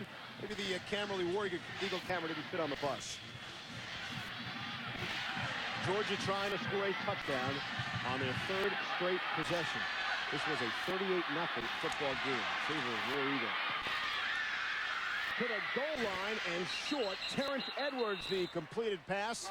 The reception from Quincy Carter, and they push him back a few yards. If there's any debate about Quincy Carter's arm strength, it should have been assuaged with that throw. That was a dart. And Jim Donnan, I just realized something, Steve. I think it's your fault. Jim Donnan had dinner with you last night, and I think that's the reason. I think you jinxed him. Really? Where were you? I was there too, but you were right next to me. Edwards now 7 catches, 148 yards. Waiting for the indication, and there it is. Quincy Carter, the touchdown to make things even closer. We have 6:58 left in the fourth quarter. And you were joking when I suggested comeback. Well, as you pointed out in the first half, not so good. Now 21 of 29 for 277 yards. And, of course, those 2 touchdown tosses to Edwards. But as I say, those numbers can be deceiving. And here's my wild stab, Steve. I'm saying with 6:58 remaining, Georgia will try the onside kick this time around. All right. Hap Hines is on to attempt the extra point. Auburn led 31-0 at the break, scored the touchdown, first possession of the second half. But since then, 3 consecutive touchdowns and 3 Hap Hines extra points. Well, as we pointed out, Quincy Carter has had a tremendous second half. This time, instead of doing it with his arm, he's able to do it with his legs. Over for the touchdown, 38-21. Given to the fact that it was going to be a battle of the quarterbacks, and now the numbers are a little more even. Quincy Carter on that last drive, 7 for 8. And there you see the documentation, 21 of 29, 277 yards and 2 touchdowns. Don't forget Leard's numbers there, 405 yards and 4 touchdowns, both now club records. As I pointed out earlier, 38-21 with 6:58 remaining in the game. It would appear that Georgia might want to take this opportunity to go for the onside kick. The 2 teams this evening have combined for 805 total yards on offense. So from that vantage point, we were right when we mentioned it. And here they are lined up for the onside kick. Auburn prepared for it with 9 people between the 45 and the 50, Steve. You called it. The onside kick. Chad Holloman boots it. Looked like it required 10 yards. Loose football. Marcel Willis is the one on the recovery. Steve, they did a nice job with the kick. The thing that I didn't understand in that case is you had too many Georgia guys going after the block. Once it gets past that first wave, one of the redshirts should have just jump up and gotten a piece of it. Instead, Willis able to focus and concentrate. I can tell you from personal experience, being on the onside safe team, that's no fun, because you're standing there waiting to catch the ball, and the guy's got like a 15-yard run, and all he's interested in doing is knocking your head off. So Auburn has the football. Under 7 to play here on the fourth quarter. And a timeout taken by Georgia, their first of the second half. Timeout, Georgia. We'll take a timeout ourselves here on ESPN2. Georgia fans in this football game, down 38-21 with 6:53 left here in the fourth quarter action. Auburn has the ball just on the Georgia side of the football field. Here's Ben Lear, one of the many stars for Auburn, completes a pass. It's to the tight end Lorenzo Diamond for the pickup of 11. Mentioned earlier the fact that Tommy Tuberville wants to use the tight end. He had a couple of good ones at Mississippi, most notably Rufus French. The answer to our Aflac trivia question, the question, what is the most played rivalry in Division 1A? We got to experience it earlier in the season. Minnesota, Wisconsin. 108 games in their all-time series dating back to 1890. This series here between Auburn and Georgia is tied for 8th most with Oregon and Oregon State. And Steve, we experienced it in a great way, an overtime game, tremendous game. Here's Lear handing off to Heath Evans, who has had himself a ball game as well. And here's Reese. Steve, Chiron Stiff having himself a nice game as well. Miami and Virginia Tech and Blacksburg Vic running the option, and Stiff finds the seam. He'll take it 42 yards, his second touchdown of the game, and the Hokies are on top 14-10. All right, Reese, thanks very much. Can't wait to see the BCS now in the polls, how interesting it will be after another wild and crazy day. There you see the remaining schedules from the big teams in the BCS. Well, of course, we already know that Florida State whacked Maryland, and so that Florida State game becomes that much bigger as Florida defeated South Carolina 20-3, not exactly what you would consider handily. And certainly if Virginia Tech were to defeat Miami this evening, you would think clear sailing. But then again, don't forget, last year Virginia Tech was upset by Temple of all teams. I mean, that was one of the biggest shockers of the year, so they're not taking anything for granted.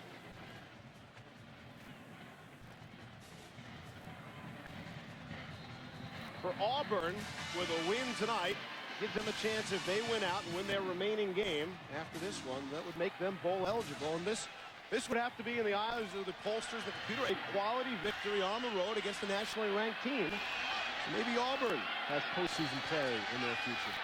I would think that if they win this game and defeat Alabama, yeah, I like their chances.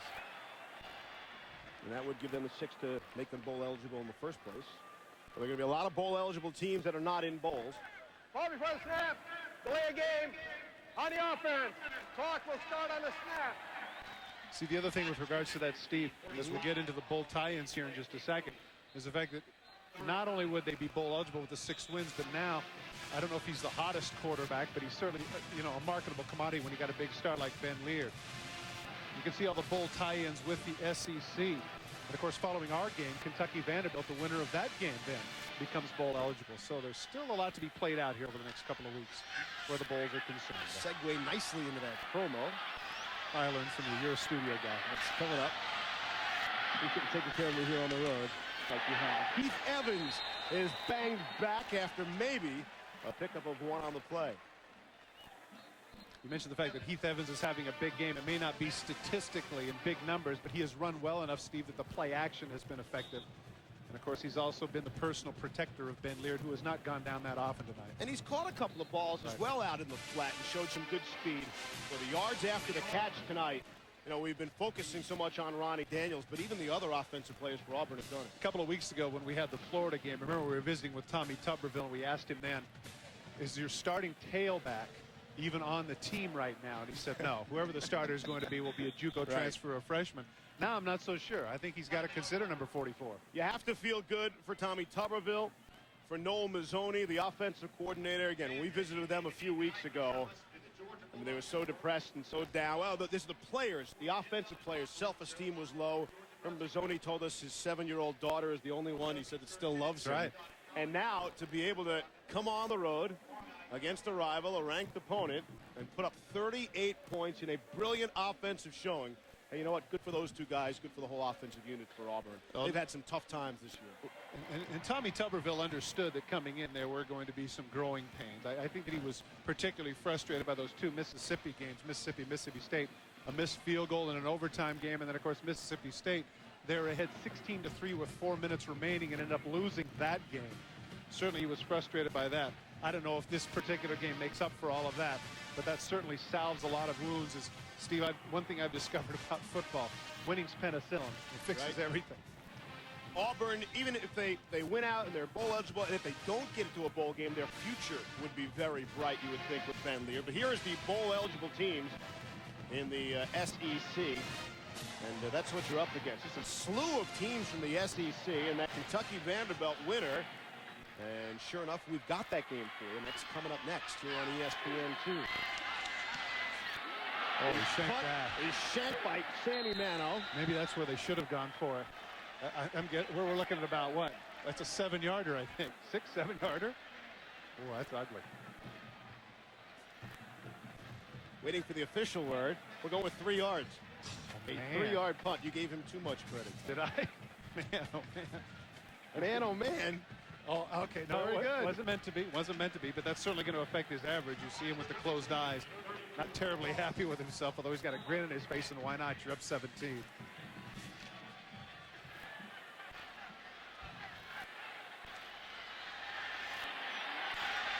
.401 to play here in fourth quarter action. In case you're just joining us, it was 38-0 in favor of Auburn. Georgia 3 unanswered touchdowns. They complete the pass to Jermaine Phillips and Rashad Walker laid him out pretty good. Yeah, he laid him out pretty good, but Phillips bounced up, made the catch. No big deal.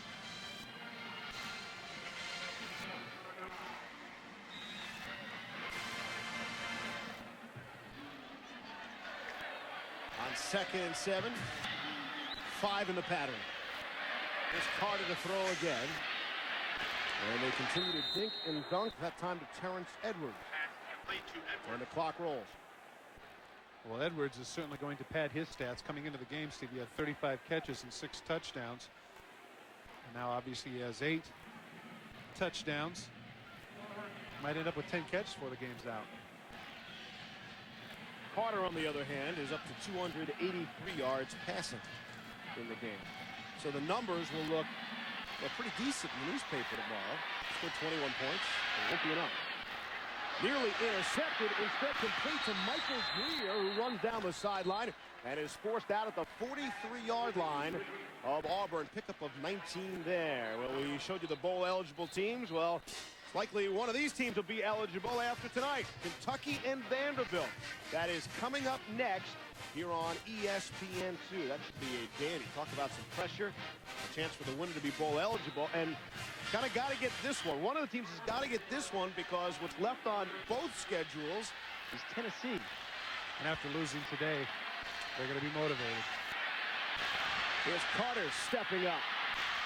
And finally dragged down by Leo Carson to the pickup of 11. And here's Reese. Steve, looks as if BYU is going to miss this opportunity to clinch the Mountain West against Wyoming, down 24-10. And here's Tim Beasley wide open going in from 14. It's 31-10, and the Mountain West is about to be a mess again. All right, Reese, thank you. Clock moving, 2:35 and counting. Again, it's Greer, and he is hammered down to the turf. Not a loss of yard on the play. Rodney Creighton was right there to make the hit. Greer starting to add up some numbers as well now. 8 catches, 76 yards. Now, if I'm not mistaken, I think Carter's over 300 yards too, isn't he, Steve? 302 yards. On the money as usual. 25 of 33 for Carter. They look to add to those numbers. Got a man across the middle. It's complete to Jermaine Phillips. He went up high for the catch across the traffic and is brought down at the 15 after a pickup of 18 on the play. Once again, I tell you what, Phillips is impressing me with his ability to catch the ball, especially the ball's thrown behind. Remember that one he had earlier across the middle, right-handed, one-handed. This one, tough in traffic, too. He takes the collision, still able to hammer the football. From the 15, quarterback draw. Carter takes off, and now he slides down to the turf. I'm surprised they didn't call earlier. But again, you got to give Auburn credit, not fooled. Carter passing this half, 21 of 20, but it won't help in the long run tonight. Two of my agents. Ball game really that has been all Auburn despite the score. First 34 minutes of this game, it was 38-0 Auburn. Since then, 21-0 Georgia, and the Bulldogs are threatening to score here again. Here's Carter off the low snap. Has time, rolling to his left, and firing. Should have been intercepted. In and out of the hands of Rashad Walker, who all of a sudden has become a big factor in the second half in that Auburn secondary. Our Prestone players of the game as selected by a very respectable panel here in Athens, Georgia. Well, not a big surprise. Of course, Ben Leard, he's been the man. Of course, those 4 touchdowns were all in the first half when the game was salted away 31-0. And Terrence Edwards, as we pointed out, proving himself to be a star, even though he's only a freshman. You know, you saw Ben Leard on the one knee on the sidelines. One thing that impressed me, Steve, about him is that every time I noticed when he came to the sidelines, with the notable exception when Holly pointed it out, very calm, very poised. Here's Carter throwing, end zone. That one nearly intercepted as well. Looked like it went to a pair of hands. The intended receiver, though, was Thad Parker. Rodney Creighton was right there. Auburn coming into this game, Steve, tied for second interceptions in the nation. Right through the arms of Adlai Trone. Very catchable ball. Should have been a pick. This game is so much more than a football game because of the proximity. There's a huge recruiting war between these two schools. And there are 19 Auburn players that hail from the state of Georgia. So you know how big this is to them. And maybe the biggest, Van Leer. Georgia uses its last timeout. We check in with Holly. Hey guys, it's that time for Holly's Heroes, and this guy might be a little surprised because he's home watching the game tonight on television. It's a redshirt freshman quarterback for Auburn, Alan Tillman. Hey Alan, your work on the scout team this week for Auburn, replicating Quincy Carter, has paid off big for your team. He is 6'2", 190 pounds, and Coach Tuberville told us that they had to chase him all week. The poor defensive guys were running ragged in the backfield, and his help preparing for the elusive Quincy Carter earns him our Holly's Hero of the game. Can you picture Alan Tillman at home watching TV right. and he sees himself come up on the screen? If he's with his partners in the apartment or the fraternity, wherever he is, they're high-fiving right now, I guarantee you. Oh, yeah. They're excited. Or if he came in at the last second and just saw himself on the screen, he would have fallen off the couch.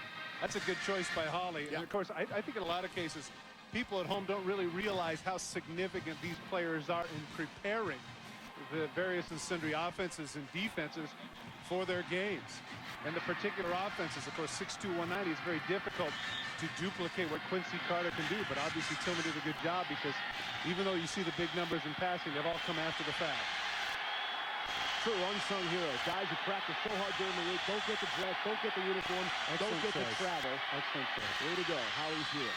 We echo those sentiments. Incomplete pass as they were looking just about down to the goal line of the tight end, Randy McMichael.